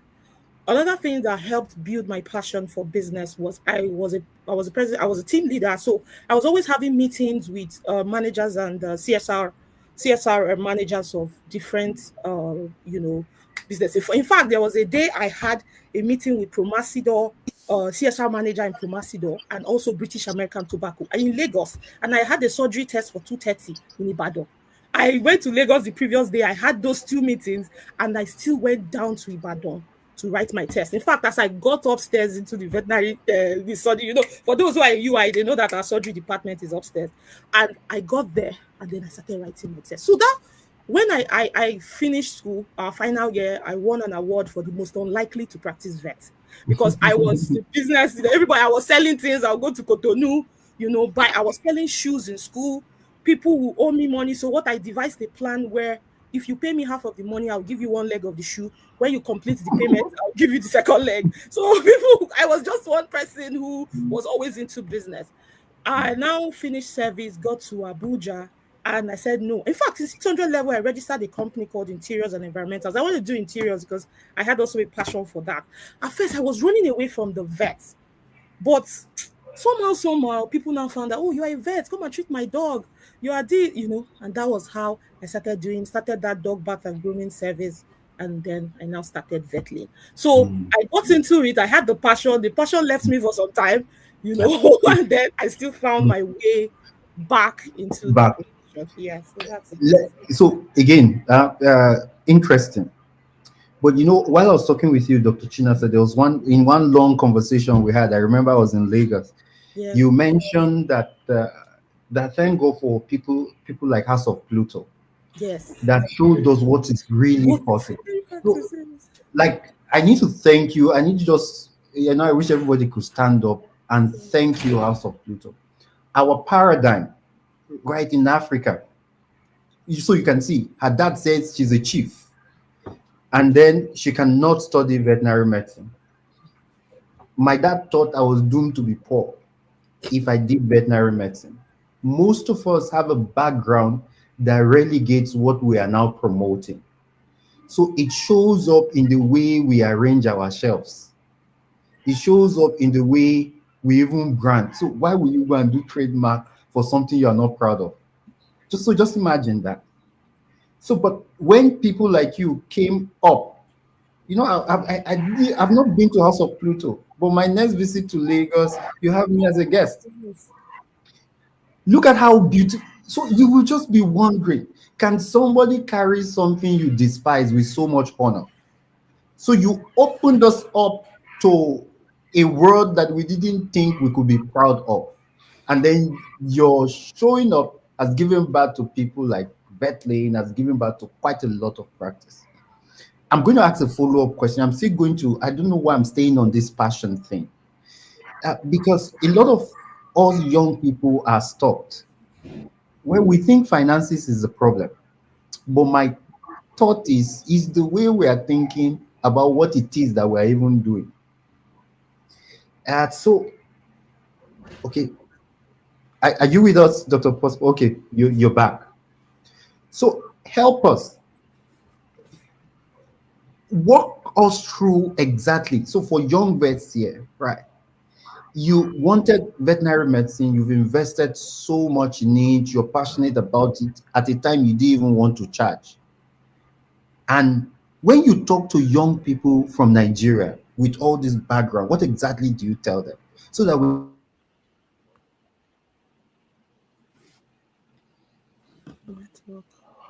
you and Vetlane, you won't grow up. Okay, I'm back. So when you talk to young people, what do you tell them? How do you help young people build from where they are now to where they ought to be? Maybe even similar to what it is that you. The young people. First of all, oh, sorry, is it Dr. Chinasa? Sorry, No, you Dr. can talk. Femi was speaking for myself. Yeah, No, so young Dr. people. Puspa, yes. To young people, I would say, do what you love and love what you do. If you don't have any of this, drop it. Do something else. But before all that, find out what is your purpose. I had a slide that was asking a few questions, which I will show it after this, that I would like everyone to ask this question to yourself. And then many young veterinarians, first of all, they want to come out, graduate, I'm a doctor, and I want to open a practice.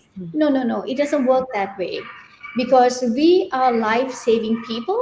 You need experience, you need to be knowledgeable, you need to be competent. And you need to show your pet owners or pet parents that you are capable, you are trustworthy, you are competent, and you have the knowledge. Because these days, pet parents walk into you and say that I just chat GPT. It says my dog has a spine problem, intervertebral disease. Oh, so they have already have the diagnosis. You see, so these are the type of clients. Dr. Chinasa just said everything is changing. Nothing is permanent in this world. Things have to change. Now, these young veterinarians gain as much knowledge. I'm only talking if you're interested in being a veterinarian. But if you want to be something else, go and be that something else, but do it passionately. When there is passion in your job, you will never feel like you're working even for a day.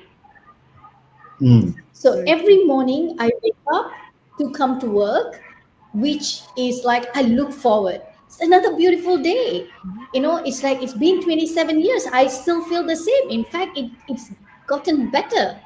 So as a young veterinarian, and if you have already have the knowledge and experience for at least 4-5 years, work under a good mentorship, learn as much as you can, be competent enough. Now you want to open a practice, but you don't have the money. But if you are competent, somebody will partner with you. Somebody can vouch for you, somebody will support you.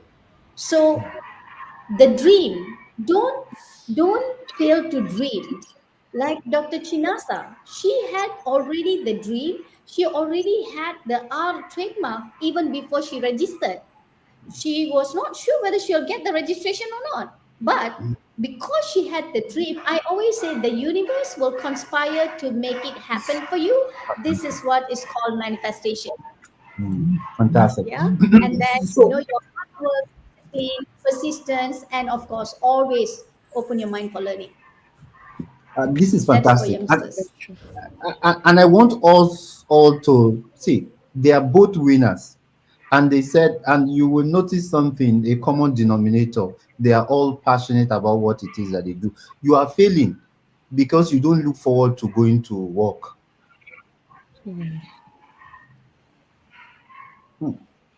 So he said, Dr. Puspa, go ahead. No, you said something. I didn't hear the last part. I said they are failing. People fail because they don't look forward to going to do what it is that they do to earn a living.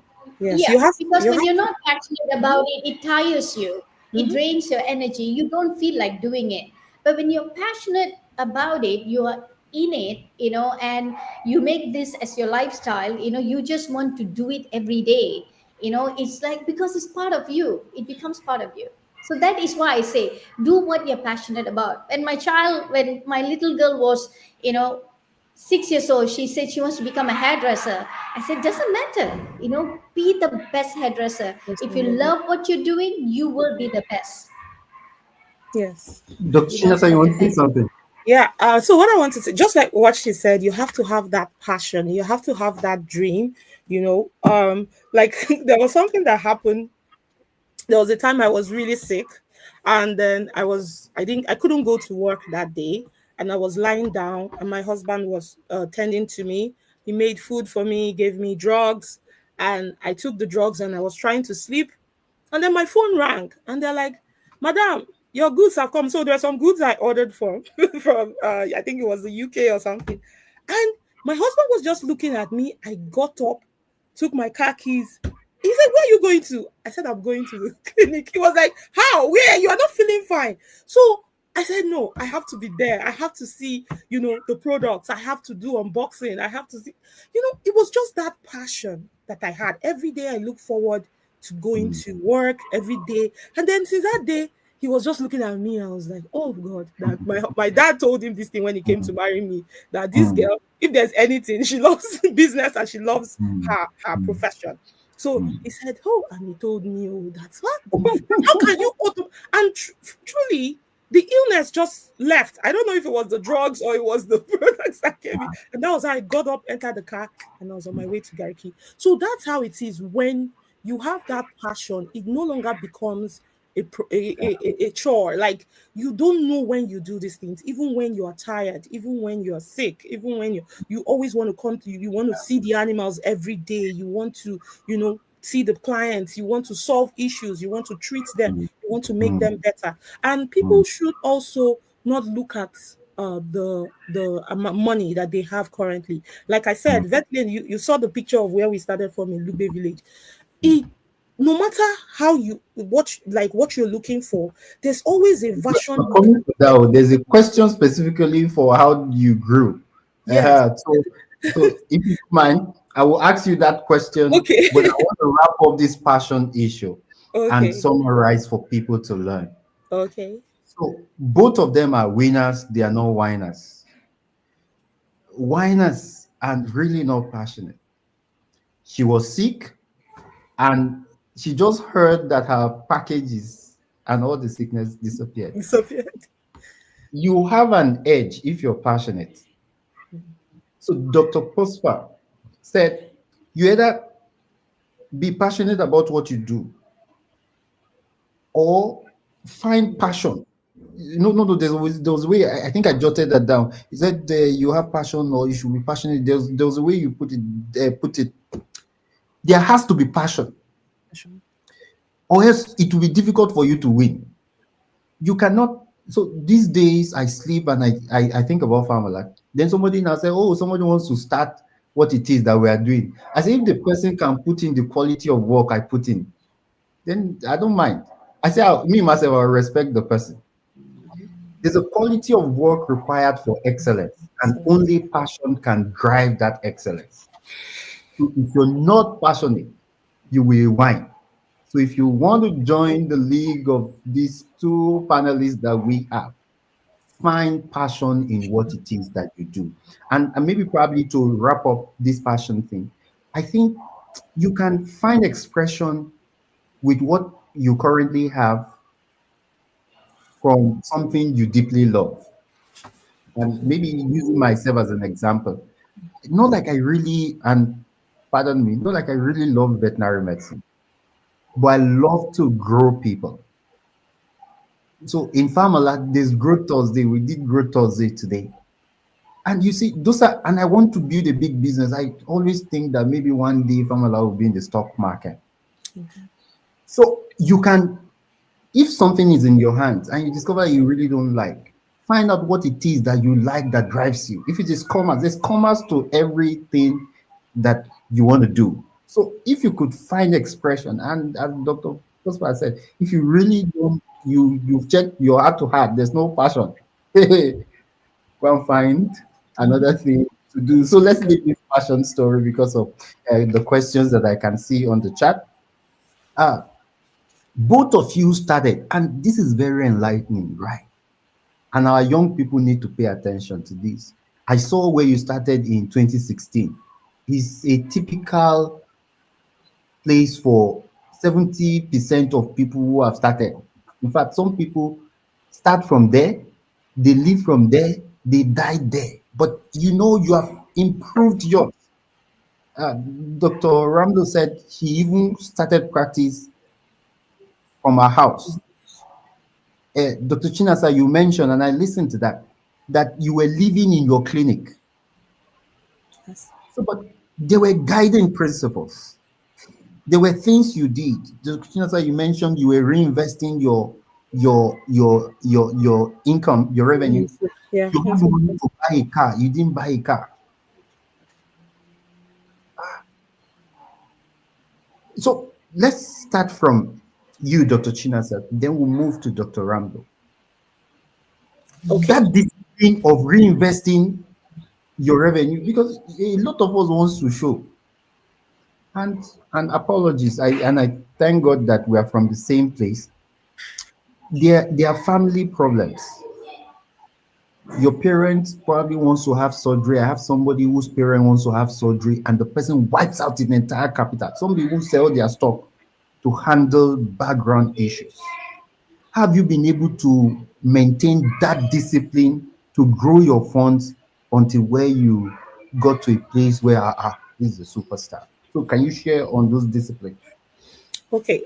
So the thing with discipline, I think I learned it earlier on, financial discipline, from my late mom, where I grew up seeing her while running the business. She still like kept money aside. You understand? So even though she was running the business informally as a trader then, that was where I actually learned it from. Now, it takes a very high level of discipline for you to see that, okay, you need some things, or there are some things that are meant to be done. You understand? And still be able to, not do those things at that time. And so we just have to practice that delayed gratification.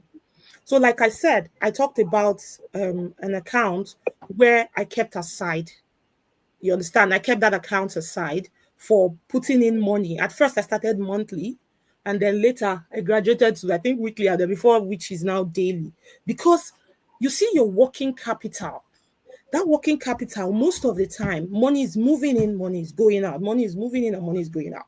At every point in time, everything's are calling for your attention at the same time with the same urgency. So if you don't remove money aside. Now, I also forgot to mention again that you also have another account for like a safety net. Like that account is maybe when issues come up. You understand? Those issues that you know that you have to attend to it urgently.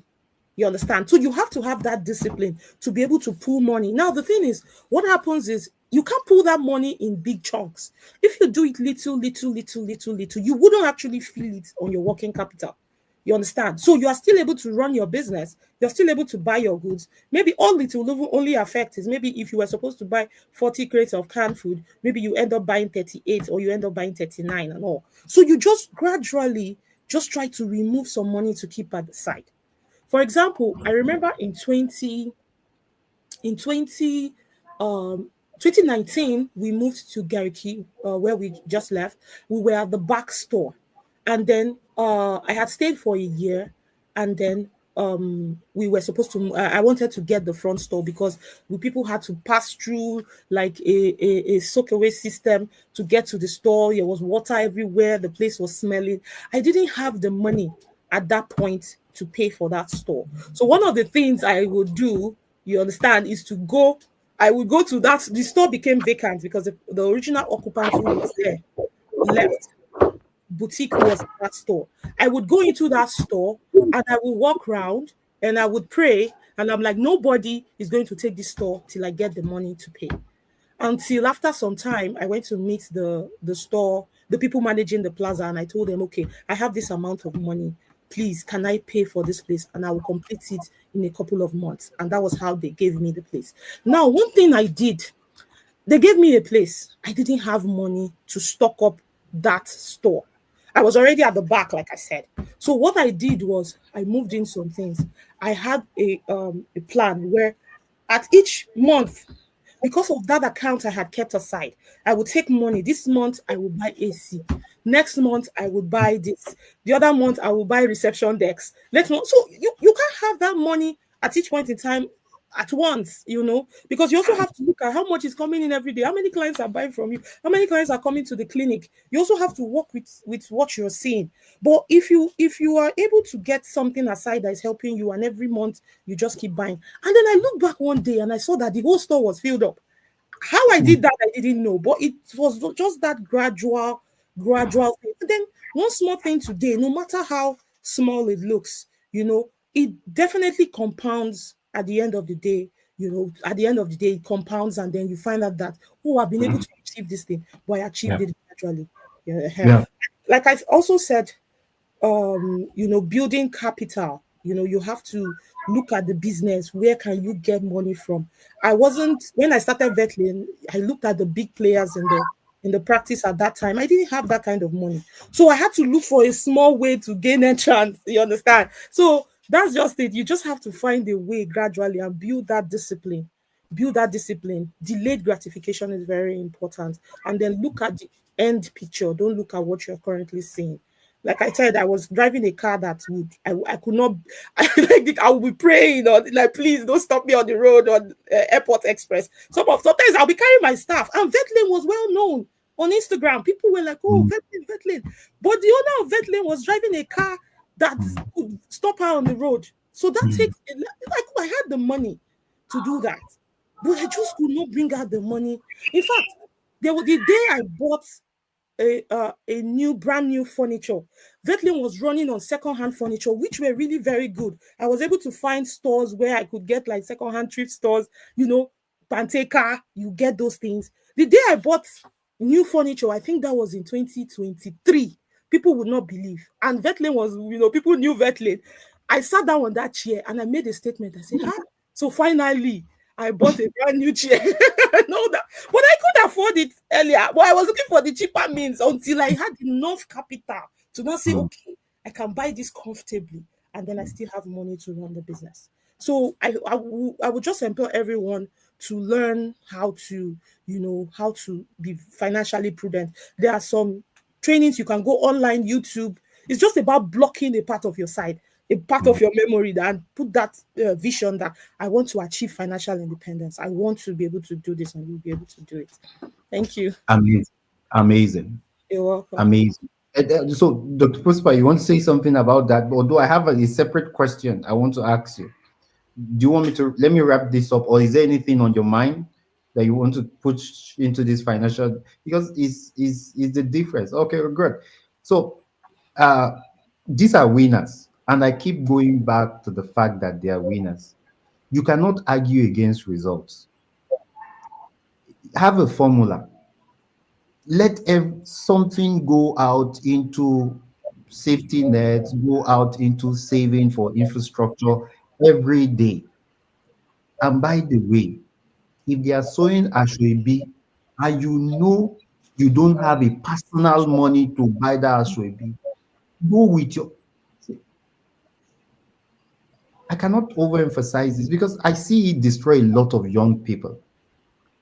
You could have the resources, but if you stifle your business when it's supposed to be growing, you will not have a business to call your own again. Live below your means. I cannot overemphasize that. And you cannot argue, right? Please have a formula, separate something every day. Your line is breaking. Hello, I'm can you sorry, hear me? Dr. Femi, you're breaking. I don't know about the rest, or is it mine, or because I really can't hear you and you're breaking. Is it the same with others? I'm not sure. Okay, Dr. Chinasa, am I breaking? No, I can hear you, Dr. Femi. I can also hear you, Dr. Puspa. Okay.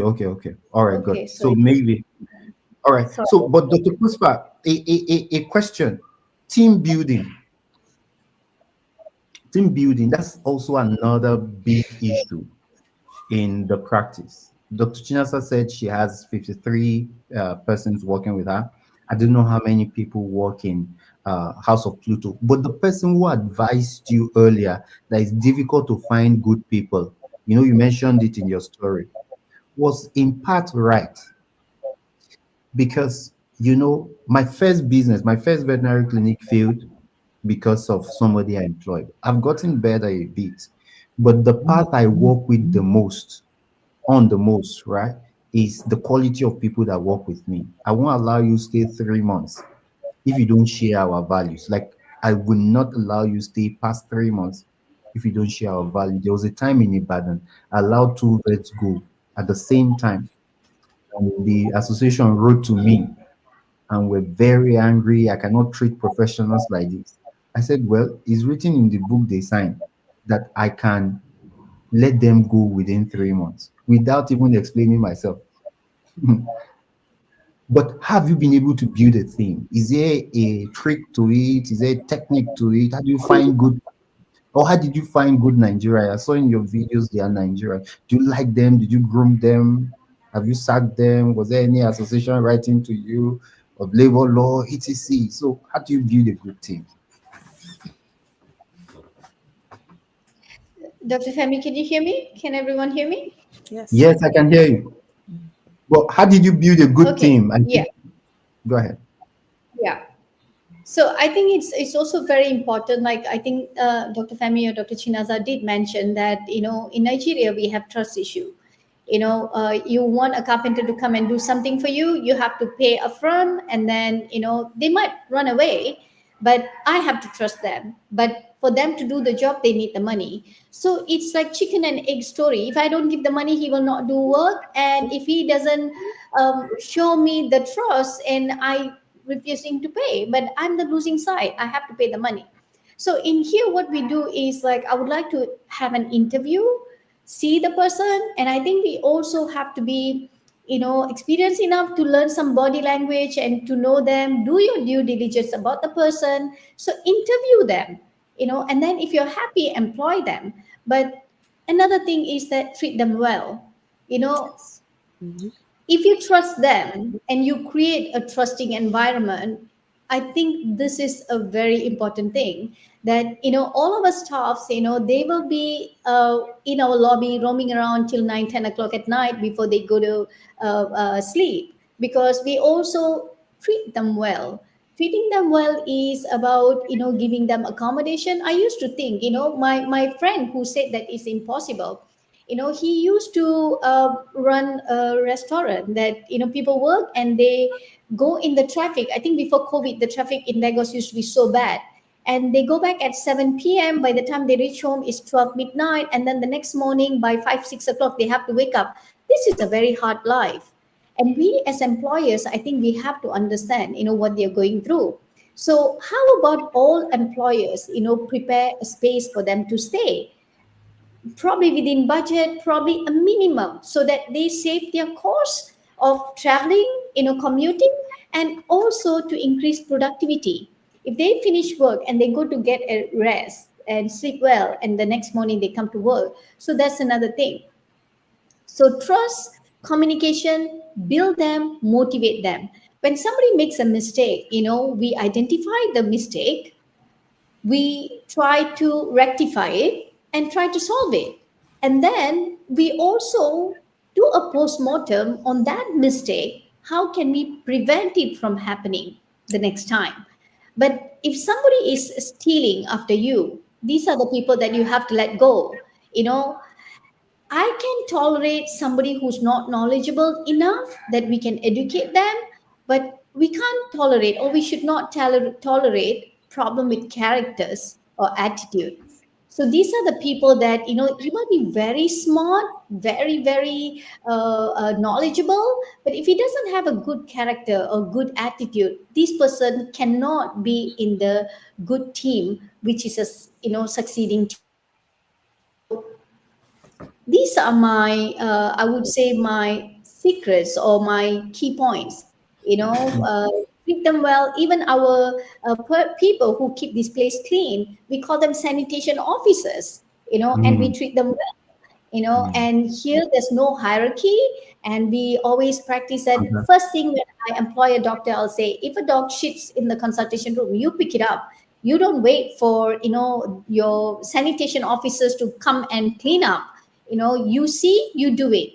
So all of us are on the same page, and all of us on the same level of hierarchy. And when being that, I think you elevate yourself, you earn more respect.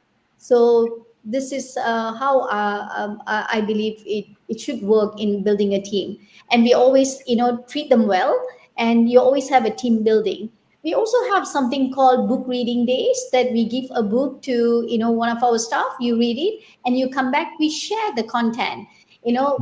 A good books like code of ethics, something about positive thinking, live the now, this kind of motivational and inspiring books we read, and then we share among all of us. So we have some meetings every now and then to keep everyone motivated, inspiring them and keep pushing them. Did I hope I answered that, Dr. Femi? So first of all, the choice is yours. You are the one hiring. If they don't do well, then it's your responsibility to fire them or to recreate them or to adjust them. But hire the right person, number one. Number two, treat them well and do a proper team building. Number three, keep motivating them. Number four, when they make mistakes, anyone can make mistakes. Try to identify the problem and solve it, and then take the precautionary measures, how we can prevent the mistakes in the future. Amazing. Somebody said, I'm proud of these winners. I'm also very proud of these winners. Hire for character, but train skill. It's just very difficult to, some will say they will change. If it's a character flaw, It's hard. don't bother, right? Yes, let me also add something. Like I always say that, even my HR manager, I will tell her that you can get someone who is not so skilled. You can build skill. Skill can be learned, but character cannot. Now, the only way that character can be changed is that person has to make an innate decision. You understand? Have to make an innate decision to change. If that person doesn't do that, it will be hard. And that's not within your control, right? Yes, and it's not within your control, and there has to be like a paradigm shift for that person to do that. So something has to happen. Sometimes maybe some people will be at the edge of maybe losing their job, or something really serious has to happen for that person to have that shift. And until that shift, the character cannot change. It's innate. Yeah. So, there was a staff who were supposed to let go after the probationary 3 months period. And I told my HR then, and she was like, no, okay, let's see if she doesn't change. I was telling her, I said, no, character will not change. It wouldn't change. And after some months, the person still did a couple of things, and I was like, you see, I told you. She was like, oh, you said so then, that character doesn't change. And just like what Dr. Puspa said, you have to treat them well. And treating them well, you also have to have a structure for the business. You understand? In that structure, like as far back as I started Vetlane, I already had like employee manual. I had like code of conduct. You just have to have those guiding principles, and that would really help you in making those decisions as a business owner. So you don't just, go around the business just on how you feel. Maybe sometimes you feel like in our employee manual, theft is a major. It's also written there. So just like what Dr. Puspa said, if there's theft, then you just have to go. You understand? So it's already there, and they see it from the start, so that when you're making your decisions, the person doesn't feel like you are doing something bad. And then one of the ways you also encourage them, you inspire them, you motivate them. Sometimes we've seen staff who would come in one department, and then you move them to a better place. There are some of them who maybe have made mistakes. You look at it. Sometimes I look at the scenario behind it. You understand? Let me give you an example. We had a staff who was not performing well, and then after the probationary period, we had to let them go. There were 2 of them. Now, the HR came in and told one of them that this, that you have to leave at so time. Then told the second one. Now, the first person picked up her bag angrily, and while the HR was still there, left. The second person, though she wasn't so good, the second person felt sad. She was already feeling downcast, but went back to her seat, picked up the phone. She was a customer service and continued chatting customers. So when the HR told me that this was what happened, I said I had to recall that second person back. The reason was because of the strength of character. What I saw is that in the face of adversity, that person still went back and was doing her job. You understand? It speaks well of the character. The other person who left, just left and felt that, what do I have to lose? That kind of thing. And I told the HR, skill, we can build skill. She didn't pass the probationary period, but I can put in effort to make her improve. That character, you cannot find it anywhere. It takes someone who has that strength of character to go back after being sacked to continue your skill, just to make sure you finish your work till the end of the day. You understand? So that's what we talk about. Then you also, try to make welfare, because some employers feel that the only thing that they owe their staff is salary. So it's not just the salary. These people are working for you. Without them, you don't have a business. If they say they're not coming to work today, you don't have a business. You can't run the business alone. And I always say that a good team, how far a business can go is dependent on the team. If you treat them as if they are just, because I always say that you have to treat people as human beings first. They are human beings first before they are your customers. Before they are your staff. So in things that happen to them in their life, you celebrate with them. Oh, they are getting married, they are having children. They are, show also that there's a humane side of the business, not just, the enterprise. You just want to make money. We also have HMO for our staff so that when they fall sick, they can go to the hospital and get treated instead of using their money to pay for this. We also have a staff accommodation where staff, I had to do that because I realized that the Abuja transportation was just increasing, fuel was going up and all that. You have to look at, as a business owner, impute it into your cost. And you say, okay, I'm going to get accommodation for my staff. You calculate how many millions will it cost. And then at the end of the day, you have to also infuse it into your thing, and then make sure that your staff are better. They come to work and they're happy. Just like what Dr. Puspa said. Imagine someone coming to work, closing at 7. Yes, getting home late. I've had a personal experience. Remember, I said earlier that I had experience with interior design. I wanted to be an interior designer after I finished school. So I worked with an architectural firm first in VI and another interior design firm in Lekki. But during my ASU strike and breaks, you understand, I live on the mainland. I don't live on the island. I would leave home so early as 5, get to work. And then by the time we close at 6, by the time I get home is like 10, 11 at night. And then by 5 again, and I'm up again. And they were paying me how much then? I think about 30,000 at then. So it was really hard. So I understand when Dr. Puspa said it, like getting home and then 5 o'clock, you are awake again, you are at the bus stop from mainland to island. It will tell on those staff. It will tell at the end of the day. Mine was a short time because it was during ASU strike. When ASU called off the strike, I went back to school. But you can imagine someone who is a full staff doing that every day.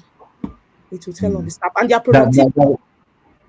Yes, their productivity will be affected. They wouldn't put their mind into your business at all. I wish we can continue on and on. Me personally, I want to continue because there's quite a lot of lessons to learn. Yeah. But I have one last question, then we'll take your final words because we're past 2 hours. But again, in summary for this, be the right person. So just look at these 2 winners. You will want to work for them, right? There's a sense that care from their tone of voice.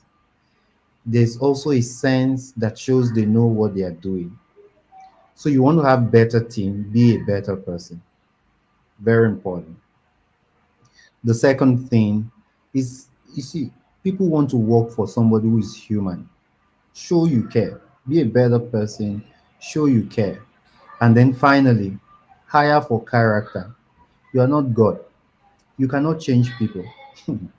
You can train them, but you cannot change them. If it's a character flaw, see, the winner said they will let them go. You cannot keep it because he's your cousin. You cannot keep them because your dad said he has to work with you by force. Hire for character, train for skill. If they are less knowledgeable, you can invest in them. People love people who grow them. They are loyal to people who grow them. So, number one, be the right person. Nobody wants to work for a bad person. Show you care. And then hire for character, train for skill. If there's a character flaw, don't keep them.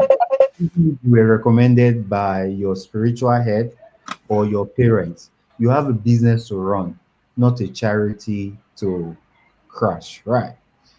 Final question. And I have quite a bit of some questions. I've also gone through the charts, but they look similar. So sometimes, can both of you hear me, or am I the one freezing? Okay, No, I we can think hear the you. okay, we're good. There are times where we want to give up. Really, it could get so tough. As a business, you want to throw in the towel. I've had too many encounters like that, and things are not just working. I'm not hearing you. Okay, can you hear me now? Can you hear me now? Yes, we All can right. hear you. Yeah. So, how do you handle tough days when things are difficult and it looks like, I think Dr. Ramdo, she's having issues with her network. Okay, but can you hear me now? Because the question is for both of you. So, how do you handle tough days when things are looking like everything will collapse? Yes, now I can hear you. Okay, no, no, You no. say when So, the life gets tough. yes, no, no. So, let me give Dr. Chinasa that question. Again. The question I might want to Dr. give to Chinasa, are you, you because hearing him? Dr. Chinasa, can you hear me? Yes, I can hear you. Okay, all right. So, I think it's her network that's slightly affected. Okay, so it's obvious. So, Dr. Chinasa, everything is crumbling on your head. Like, in the meeting we just came from, you have a lawsuit. Yes. A 30 million naira lawsuit. You literally crash some people. Where will you start from? Where will you start from? So, how do All you right. handle topics? So how I handle tough days is, I think it boils down from my personality. I have an optimistic outlook to things. You understand? I try to, keep calm in the face of the storm, because when you know that these things are going to happen, you understand, you envisage that things are going to happen, it will help you put some things in place. You understand? For example, I had an experience that I've had a couple of experiences over the years, some very sad situations. In fact, there was a time we rented a building some years back. We wanted to use it for a pet boarding facility. I had spent millions of naira setting up this place.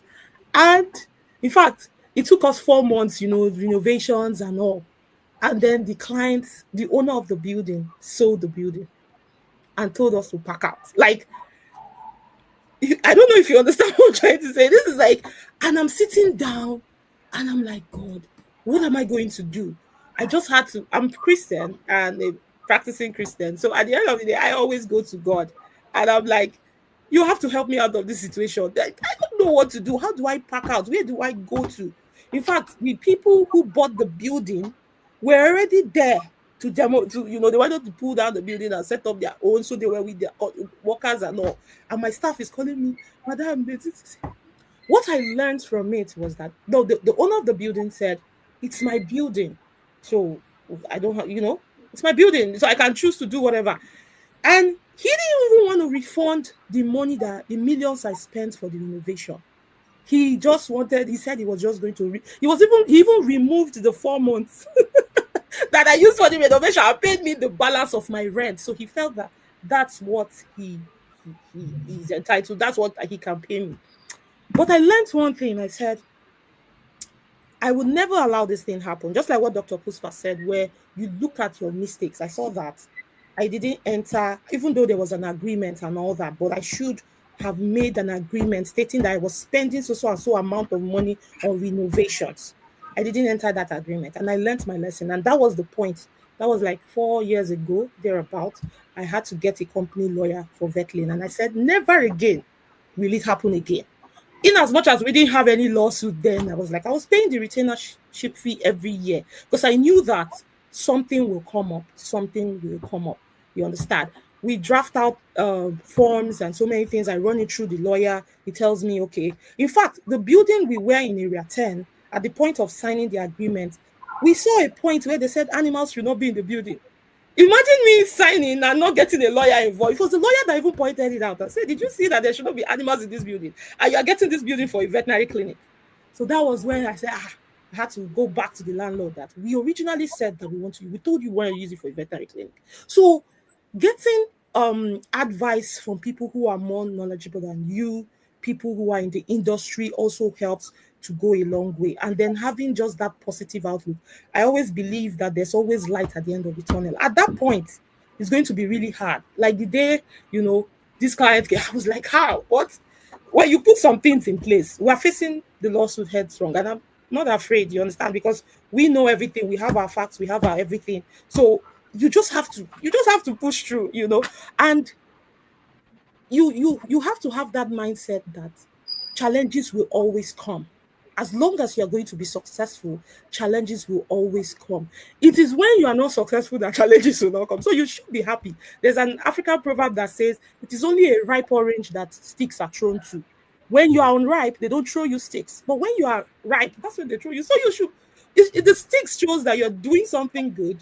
And then, you are doing something good, and people definitely, those challenges will come. So it's just about having the positive outlook, getting information from people that are higher than you, and having also been prayerful too. God will definitely see you through. That's how I do that. Amazing. So, Dr. Puspa. Yeah. So I would like to share this saying that when an egg is broken from inside, life begins. But when an egg is broken from outside, life ends. So this you can relate so much to your inner self. So I would say awaken your inner self. So a lot of people ask me how to stay positive. Everything is so negative around here. How do I stay positive? So you have to build yourself. The happiness is within you. Your inner self is what you have to build. Invest on yourself. Grow yourself. Positive mind. Learn a lot. Meditate if you have to. So a lot of my expat friends ask me, it's like, wow, it's been 3 months in Lagos and now I need to travel out. It's like, why? Oh, the stress is too much, the stress is too much. But when they say stress is too much, I don't understand what is stress. I've forgotten what is stress. Because, every day we all have challenges. There's no life, even our diagnostic machine shows up and down. That is the heartbeat. If a line goes straight, a monotonous, we are dead. Dead. So to lead this life, we need this up and down. We need this positive and negative. We need this yin and yang. So there is always a black and white. There's always tall and short. So in this life, for you to stay sane, for you to stay zen, I also teach meditation. So this I learned over the 15 years. 15 years ago, this Dr. P is not the same Dr. P. I used to get angry at people, but something changed. Everything is within you. Change yourself, then you can change outside. If you are a good person, you will attract the good people. Do good. Don't think about the bad. Even bad things happens for a good reason. I always believe, even if in Dr. Chinasa's case, if that guy did not chase you out and you would not have paid attention to this kind of such clause, for you to face a bigger thing in the future, to avoid bigger thing in the future, it prepared you. So there's logical, there's illogical. It's illogical. Something can be illogical, but it always makes sense. Yes. So, It yeah. always makes sense at the end because even the new location we moved to, we were given quick notice at the clinic in area 10. For those who know us, we moved to a new location this month. And we were given a quick notice in the clinic, and some few weeks later, we were given another quick notice in the pet store, two different locations And and the two most different landlords. You know, the and that was when the idea that okay, we should just get everything in one place. And that was Hmm. how this new place came about. But a lot yeah, of people have seen the new spot and they didn't know that it was born out of pushing out. Like they had to we were owing rent, nothing. The landlady in the first place said she wanted to use our building. The second pet store where everybody knows in Garikitu, the owner of the building sold it to someone else and they said they want to pull it down. So everybody in the plaza has to move out. And this is me how many miles away, not even being in the country, and then you are living on two locations. So it's just that mindset. It was a very I would say it was very tough, honestly. Like it was very tough. But I've maybe over the years, I've always had that peace, calm in the midst of storm. And I was just like, I always tell people so my name is Chinasa. In Igbo, it means Chinasara Moko, it means my God vindicates me. So, like my husband will always joke, he will say, you always enter into trouble and God vindicates you. Maybe that's why they named you Chinasa. So, but I just feel that God would vindicate me. He will pull me out of the storm no matter how hard it is. You understand? So, and I was able to pull everything and then get this new place, and we were able to set it up, and this is where we see. So and then now I'm happy. I was telling my husband the other day, I said, thank God they gave me this quick notice. Honestly, thank God, because this new place has, given me another new vision. It's, so clarifying a that lot of whole things thing happened for a good for a reason. You good see, reason. Yeah. So I would have been boxed up the in those trade. places thinking that, it was okay. And, this Yeah. Tinubu economy, who wants to move out? But see how it turned out for the good. So I And would the trade advise here, Dr. Chinasa, the trade here is not giving up not giving and up. being Yes. persistent and consistent and putting in the hard work, Putting in the hard the work. discipline. Yeah. So And that is, always yeah, have it at the back of your mind that there's always light at the end of the tunnel. No matter Yeah. how hard it seems, like it might look so, one thing I do is I look at people who have faced challenges more than mine. And I say, if this person could go through this and come out, then I can go through it. No situation, like no matter how the situation you find yourself, somebody has gone through worse. So when I use that as yardstick and I'm like, okay, this person has gone through it and nothing happened to her business, she came out stronger. Then I will be able to go through it and I'll come out stronger. And then once you feed yourself with those positive, try to listen to audiobooks, try to listen to podcasts, try just surround yourself with positive yeah, things. By the time absolutely. you do that, you realize that your way of thinking will be different. And somehow, like a light bulb, an idea will just come. There's something I do when I wake up in the morning. I don't just get up immediately. You understand? I just still lie down on the bed and then I just reflect. You understand? You reflect, and then so that's the time that some ideas will start coming. You find out that the difficult situations you were thinking of the night before it's so I don't know how you that I just realized that from when I was growing up. I just start finding solutions. An idea will just come up. Why not do this? Why not do that? Why not do this? While still lying down. And then I get up and say my prayers, and that's how it works. So having that mindset that it will be better later, it will, no matter how bad it is. People have faced higher higher situations more than yours, and you'll be fine. Thank you. Dr. So, Rambo, you want to say something? Go ahead. Dr. Femi, somebody also mentioned about reality. Yes, So I in know. one word, I would say reality is something what you create. Mm. Mm, Mm. that's true. Yeah, Well because they said. Mm. say that's the reality. So how do I, no matter how much I do, I fail. Yeah. Then you have to do a postmortem, why are you failing? But again, everything that happens in our surroundings is our own doing. Yeah. Mm. It's always Mm. our own doing. We'll Yeah. do it. So reality is what we create. What we create. That's what I strongly believe. Mm. I saw that. So again, wish we have more time. So let me summarize these last challenges, right? Winners and whiners all face challenges. Oh, Oh, so your challenge is not unique. Dr. Chinas also mentioned that she was given quick notice. The place we're all celebrating today was born out of too quick notice. So you ask God to expand you, and God is pushing challenges to Yeah, your way. that's true. So just understand what Dr. Puspa said.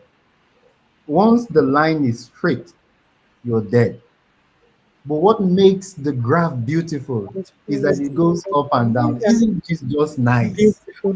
So the next time you have challenges, just be happy. First of all, that you're alive.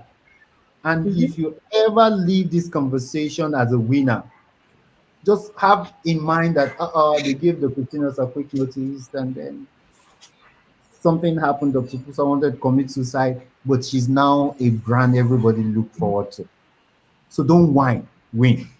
And how it's through your positive attitude. I didn't want to ask this question, but final, you know, a good speaker say final twice. So this is final. Both of you mentioned something very subtle, and I thought I didn't want to mention, but I think I should draw people's attention to it. You're not doing what you're doing alone. Dr. Puspa, you said, okay, all right, you had the technical expertise, then somebody offered you, okay, so why don't we partner?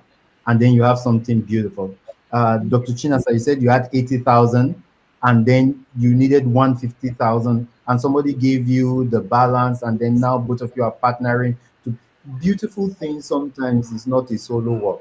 So what's your idea around partnership? Let's start with Dr. Ramloo. What's your idea around partnership and how should young vets approach partnership? We're killing ourselves alone. Maybe we could get better if we find the right partner. Let's get your So thought. I would say collaboration is better than competition. Mm. So if you see there is another clinic and you are feeling, you don't have to feel threatened, like what Dr. Femi just now said, farm alert, somebody else is also doing the same thing. But can they do what Dr. Femi is doing? So Dr. Femi is the brand. You are the brand. I Mm. am the brand of House of Pluto. Dr. Chinasa is the brand of Vetlane. Is what Mm. our core values, purpose is what is being done. So um, I would I would seriously say that help me here, Dr. Femi. So partnership. So Yeah, what? So should they go solo, or should they look for complementary skills? even if you have so much of money, okay, but can you build an organization alone? No, right? No, But it's then at the difficult. same time, bringing in people with expertise, so I also Complementary. always say, if you want to walk fast, you walk alone. If you want Mm. to walk far, You you go walk with Mm. people. together with more Yeah. people. So always find, some collaboration. Though we are House of Pluto, we have our diagnostic lab, but we still send blood samples to Dr. Abiade, to pet care. Okay. We still partner with Dr. Tunji for serology. We still Mm. call up critters and ask, do you have this? We exchange. So we build a good relationship. So when you partner with people, you also tend to build good relationship. Good relationship creates nicer environment. All of us want to win. So not only you want to win, so if you can, include other people as well, I think your winning becomes even better and tastier. Fantastic. Fantastic. Dr. Chinasa, what's your idea? We go solo or we Okay, find okay. So, for partnership, you know, they say two good heads are better than one. Uh, I I am really not of the school of thought that one person can run something alone because no man is an island. You understand? No man is an island, and with two people or even more, you get to achieve things faster. So, as a young vet, I would advise. But then, in as much as partnership is good, you need to make sure that the person you're going into partnership with has aligning values. You yeah. understand? You people have to draw up an agreement. You have to state what is this person bringing in, what is this person bringing out, bringing into. So when you guys look at your owner's equity, and then it will really help. It will go a long way to prevent issues in future. To prevent, like, you can't have a business with someone whose value you don't align with. Honestly, at the end of the day, there will always be issue. Or maybe you have a partner who is not straightforward, who lies a lot, has no integrity. There's no way that business, you people are going to, you're going to be bound to have issues. And if as you are growing, you now realize that, oh, this person that I thought was like this. Like, I've had situations in life where I've had friends where at that time I felt, oh, you just realize that sometimes friendship is really not about the superficial value. There are a lot of things you discover about the person as you go on. And that's how it is in business. At the beginning, you feel that, oh, this person is this. Okay, I can partner with this person. He has gonna, no, but it goes way beyond that. So you have to look critically. Having a partner is like having a life partner, like when you want to get married. That's the same way it is. The way you will pray and study and look at someone and look at the flaws, look at it. Nobody is perfect. So you have to now look at it that, can I work with this person?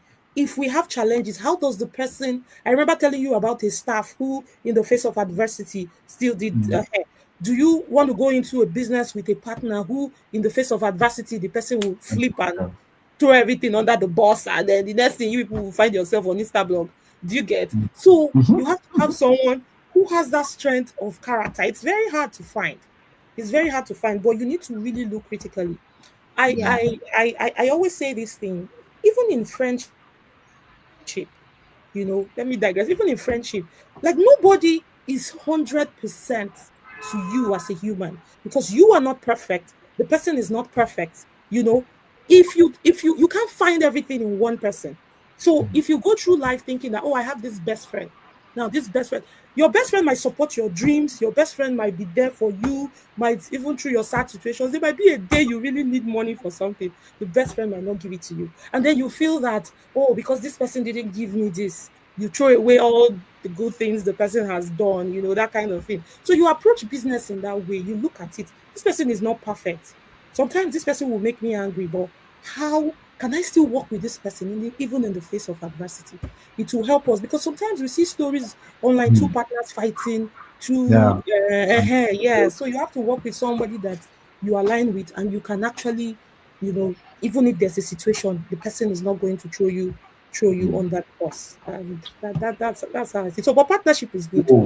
It's good because everybody is coming up with different wealth of knowledge, experiences. The way you might be seeing something, that person might not be seeing it. And even with staff, I also look at my staff as partners too, in the sense that sometimes they come up with ideas that you might not even be looking at it from that angle. You understand? But if you want to go like a one-man team and say, so one person cannot run a business. And like Dr. Puspa said, partnership in terms of all of us in the industry. Like I talked about drop shipping, I have about 15 people who don't have a shop, but they buy products from us and deliver to people. So you're just spreading your tentacles. We are all partners in the business. They are selling, we are selling. Everything is moving on fine. So it's not a matter of, oh, I'm going to collect this, because we have the details of the phone number and the client. I tell my staff, we have a spreadsheet where every order that leaves Vetlane is imputed. But my staff know that if this spread, because from that spreadsheet we send SMS and all that and we follow up. But those customers who send us to their clients, we don't record their customers' phone numbers and email addresses in that spreadsheet, because we say these people are for these people. So we don't want a situation where their customers will, find out that the product came from here. So the product is coming unbranded. They don't have an idea of where this product is coming from. And then you get better. That's how it is. It's a win-win situation. It's to collaborate and not compete. Well, personally, I enjoyed myself. I used to be a bus conductor, right? And honestly, I was. But it's conversations like this that changed me, really. For the last 15 years, I've been asking myself, how do I draw myself up from where I was? I've walked in the street of a market. I will go back to the sentence I made. You need to, the recording of this, you need to wake up like Dr. Chinasa and watch it again. These are not mere words. They are just basic principles that will help you overcome every hurdle. Hold And once you're able to internalize them, everything they've said, really, everything they've said, once you're able to internalize them, the sky is so big for every one of us. Like it's big for to contain all of us. We everybody. can stand your success as a young vet. Like we can stand it. We want to encourage it. We don't, the idea of pushing everybody. It was a conversation with Dr. Chinasa that brought about this show. She was just talking, we're talking more than 1 hour. And I said, people need to listen to this conversation. And we have it recorded. It's because we can stand your success. We want you to succeed. Everything in us wants you to rise. So it will be a disservice to us if you don't pick up the lessons, if you don't change your life, if your practice doesn't evolve. Just ensure that you listen to it again. And trust me, you could just believe, even though something in you is saying that no challenges, somebody is saying perception reality. Winner said this reality is something you define. The one that you're going through, not having money. Dr. Chinasa too did not have money. Dr. Puspa too did not have every money to start House of Pluto. That you cannot sleep, they give you quick notice, and you are running to that somebody from the village is attacking you. Dr. Chinasa was giving quick note. The challenges are similar, just that they internalized it, had a positive attitude, and still built something out of it. We're looking out for every young vet. This session is designed for young vet. We do ones for policy makers, but this is dedicated to you. And I hope that one day when you get to the level of Dr. Chinasa, Dr. Puspa, you're able to look back and also give back to younger ones. Yes. To you. Finally, you have to, if you have 1 minute to say something to, and I know they are older vets. I see Dr. Monday or John, so I see Dr. Tunji Nasir also join. But I want you to, the older ones, they're already successful, right? The burdened ones, the ones coming in that has joined this meeting, and you have just 1 minute to advise them. That's the last golden minutes they have. And then to listen to you and go and do something meaningful with their lives. Dr. Chinasa, what will you say to them? So I would say to the young vets that they should keep a positive outlook. They should have a yearning for knowledge. The vet school, most of the things that that is helping in the business is not what I learned from the vet school. The vet school taught me the skill, but I had to, build myself up. You understand? You have to read, you have to watch listen to podcasts, you have to hear stories from people who have, just gradually those things begin to rub off on you. They begin to get into your system. You start to have that kind of mindset. Then you shouldn't see challenges as, challenges as, you need to see it as a springboard. You understand? It's as not and not your limit. For I talked about, and don't look at the fact that I don't have money to attend courses. Start from the little. First, start from the free self. Do you get? Go on YouTube. YouTube is like my major learning source. Everything I do, you understand. Like my son the other day during Mother's Day, they told him to write things about his mother, and he said, "Oh, my mom is beautiful." And he said, "My mom is as smart as Google." And I'm like, "Oh, he said some other things." So that part really struck me because, in fact, sometimes he will ask me. There was a day he asked a question. I said, "Mommy, what's this?" I said, "I don't know." He said, "Mommy, you're smart. You should know it." Because I've taught him that, if you are looking for something, you go online, you go and search. You understand? So he sees me as his own Google. You get? So we need to start from the free. There are a lot of free resources: Coursera, Udemy, Allison, YouTube. Just learn. You'll be surprised at the level of, like, for everything you would find something to learn and something that you would add to your practice and that will improve you. There are small courses that people run on Instagram teaching people videography, how to edit videos. Before we got a social media handler, I was doing, in fact, I practically did it myself. Even I'm still editing videos till today. You understand? So you have to learn it yourself. Our social media handler, when she came in, she didn't come in as a social media person. I was the one who taught her. Do you understand? And then also registered her, paid her for, I paid for courses for her to learn, especially when you spot someone who has that zeal. Once you spot that person, give that person that support and all that. So you have to learn as a business owner. Don't take it that you have to, it's only vet. There's a lot that makes up the practice. Skill, which is the veterinary skill, is just one of it. But it doesn't make you it doesn't make it into a successful veterinary business. You also have to learn what makes a business successful. Marketing, advertisement, it's just a lot of things. Even human resource management. I first started with, I was the one doing the HR role. Gradually moved to outsourcing our HR. There was a company who we were paying monthly, and then we were outsourcing our HR to them. You understand? Until I grew to the point where we could now pay someone to be our HR manager. So everything is in stages. No matter the situation you find yourself, just make sure that you are doing it gradually, and you will get to that point that you are. Fantastic. Fantastic. That's an extended 1 minute, but Oh, golden. sorry. No, I'm just pulling your legs. Dr. Puspa, we have young That was people. amazing, Dr. Chinasa. I would say success is not just about making money, it's about making the difference. Yeah. I believe that if you're a true veterinarian, we are built with a software called empathy to deal with unspeakable living being, compassionate to deal with anxious and worried parents, and then you have intelligence, which makes us competent at what we do, and quick decision making in times of saving lives. On top of all, I think if you want to build an organization, we need a good leadership skills so that we can carry along our team together as a good leader. So never give up, be persistent, consistent. Dream and desire is your birthright. So please do not fail to dream. Do not fail to, have the desire. Desire is nothing wrong to have it, uh, as long as it's aligned. This is what my message would be to the youngsters.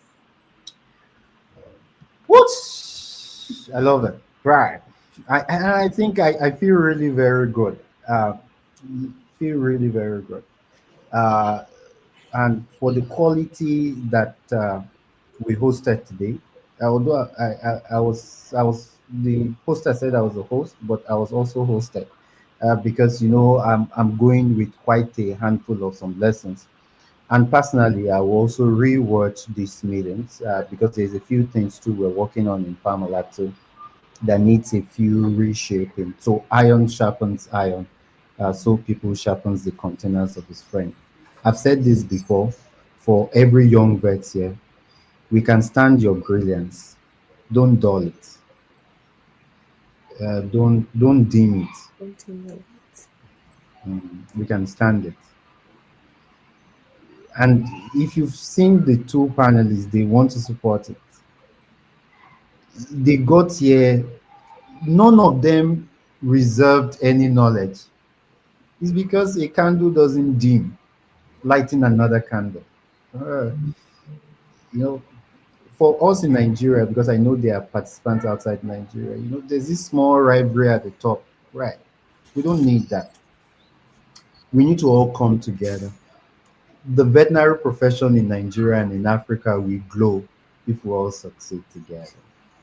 We are not scratching the surface. So let me at this point most sincerely thank our panelists. Let me thank, first of all, Dr. Puspa Ramloo.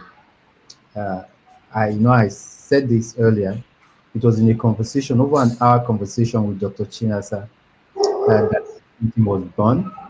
And one of the, she said passionately that is looking at House of Pluto, they knew that some charges were possible. I said, oh.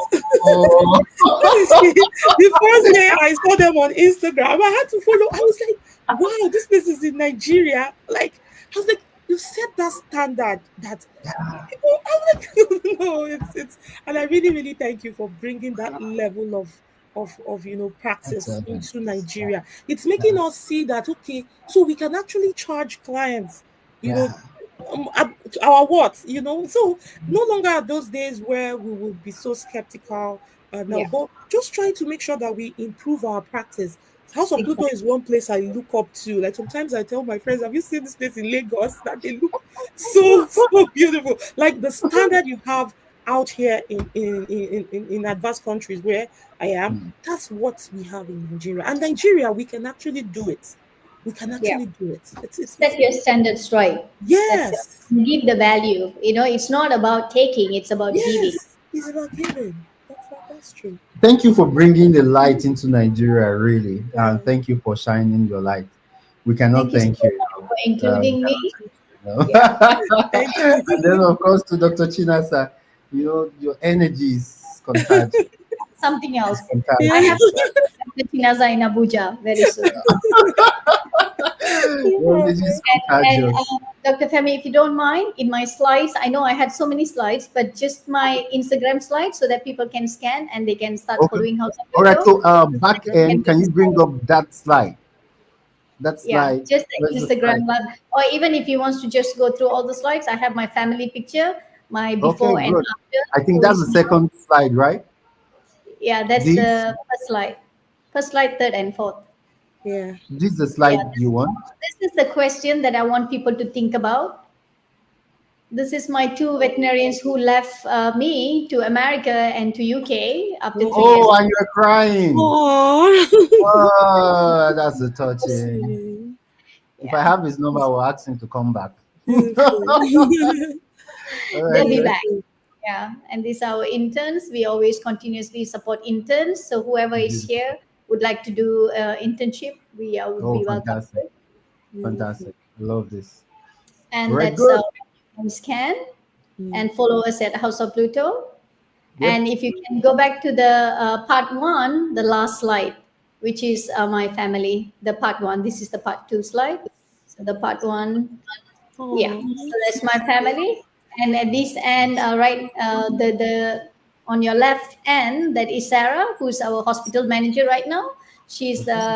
my cousin or my cousin-in-law, my husband's cousin sister, who did a bachelor's of law degree. But then I brought her here to help me out to run the practice, and she's the practice manager. And that's my son, Fantastic. and me, and my two daughters, and my husband. Beautiful.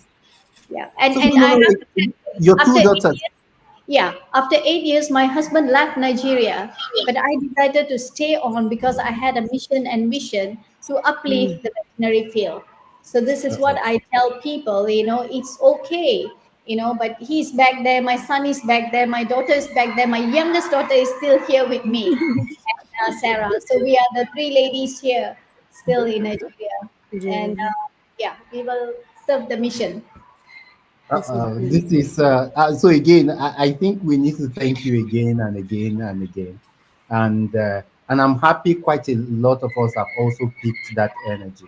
So we're looking forward to more Vetlane. We're looking forward to more House of Pluto. Don't worry, Yeah. Nigeria is and will be willing to support. So, to our wonderful audience, thank you so very much for joining this show. And then I hope you learned. And if there's anything you learn and you want to share publicly, you could just share on any of your social media handle, tag House of Pluto, tag Vetlane, and of course, if you want to tag Bam Farmalat, why not? We will be glad. Let us keep the lessons Yeah. burning, and let's keep building our industry together. Thank you, everyone. It's been a Thank you. Thank you so wonderful much, 30 Pamela minutes. and Dr. This is Chinasa. Hello. Thank you. Thank you so much, Dr. All Puspa and right. Dr. Femi. Thank you. Bye. Bye. Have a wonderful Yeah. evening. Thank you, everyone. Thank you. Okay.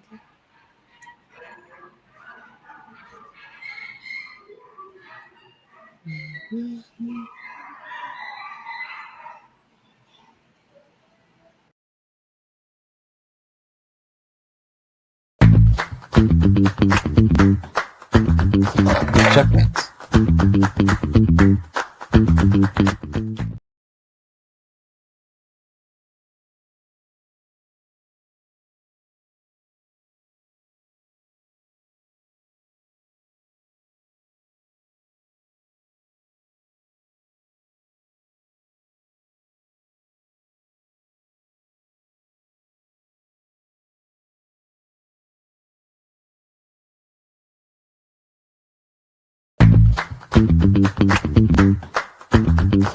Checkmate.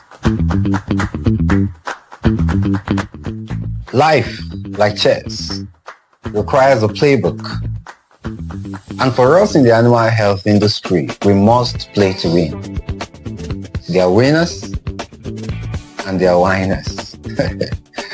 These episodes of Advancing Animal Health in Africa, I will be showcasing two winners in the animal health industry. Dr. Puspa Ramloo, and of course my very good friend, Dr. Chinasa, the CEO of Vetlane. Watch. Hi Navi, I'm Dr. Puspa Ramloo, a veterinary surgeon at House of Pluto.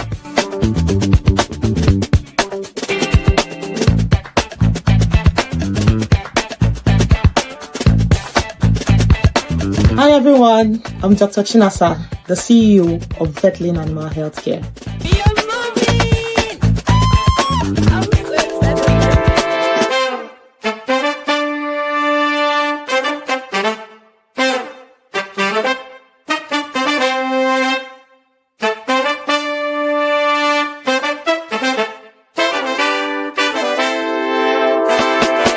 I want you to register for our next show, the Innovator's Playbook, where we'll be bringing these two moves, examining their cranial anatomy. How do they think? What has gotten them to this point? A point where they are seen as almost the best in the African system. Get ready, 28th of August 2025, but the time is 2 p.m. West African time. Across the African continent, we are examining what has made them successful so that we in turn can also innovate what it is that we are doing and make it extremely very successful. I look forward to hosting you. Register now.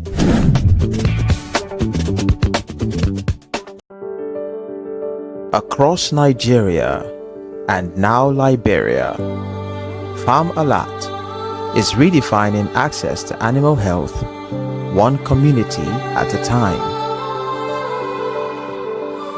Too many communities lack access to affordable animal health services. Livelihoods are vulnerable. But change is happening. Farm Alert delivers efficient distribution, empowers veterinarians, trains communities, and expands access, starting from Nigeria to Liberia. From the hills of Taraba to the streets of FCT, our programs are empowering women and lives are being transformed.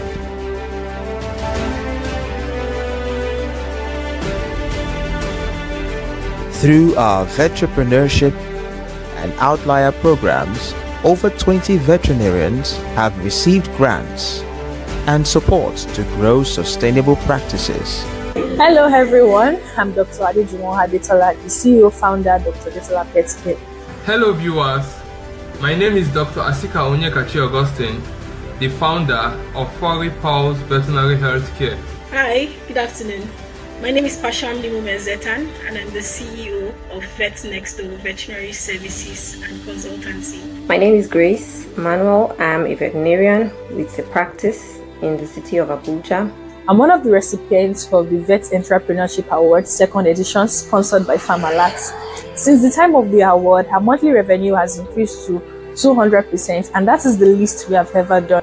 I want to appreciate the leadership of the NVMA and Farm Alert for the Vetpreneurship Award. We are able to take crucial early steps in our journey. We officially registered our business with the Corporate Affairs Commission, completed our branding, and began building a trusted identity within the community. We started with 3 workers and we've been able to maintain that so far. And prior to the grant, I was able to I started rendering home services within the community. So that warranted me to want to have more, which the Vetpreneurship grant granted me that opportunity. Farm Alert's input into our business, into our venture, has really helped us grow in leaps and bounds. we've been able to at least increase our ability to supply all the materials and items that our customers need by at least fourfold compared to what we provided before now. The award and products loan has moved my business from one corner in my room to a veterinary store. The veterinary brand Dr. Detola Pet Care has impacted many lives by creating jobs and even especially the lives of pet owners by supplying pet products to at least 7 states in Nigeria, including Kano State, Katsina, Benin Kebbi, Abuja, Kogi State, and many others. We've had over 100 clients and customers within Kaduna and even outside. While I'm still running my NYSC, we are able to expand our home service using part of the support we received. This led to over 30% increase in our client base, and we've added a new poultry farm to our consultation list. We can walk into Farmalart at any point in time, grab what we need, make our supplies and deliveries, get paid. Everyone is happy, our clients are happy, and we can boldly say that we are producing some of the happiest pets in the world from our consistency with the service delivery. My advice to the new awardees: invest in the growth of your business, brand, or career as a veterinary doctor. And remember, consistency is the key. Thank you once again, Farmalart. A word I have for the incoming cohort is know what you want and go for it.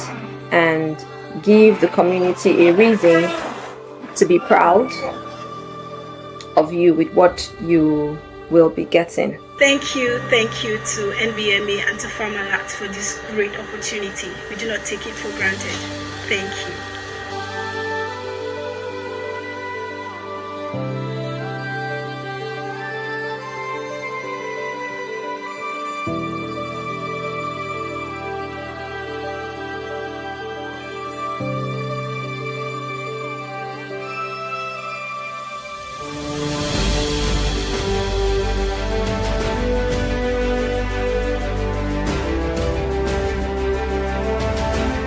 Now in Liberia, we're replicating success, supporting vets, creating access, and building a stronger West Africa. Together, we're building a future where no community is left behind. Farmalart, transforming animal health, livelihoods, and lives.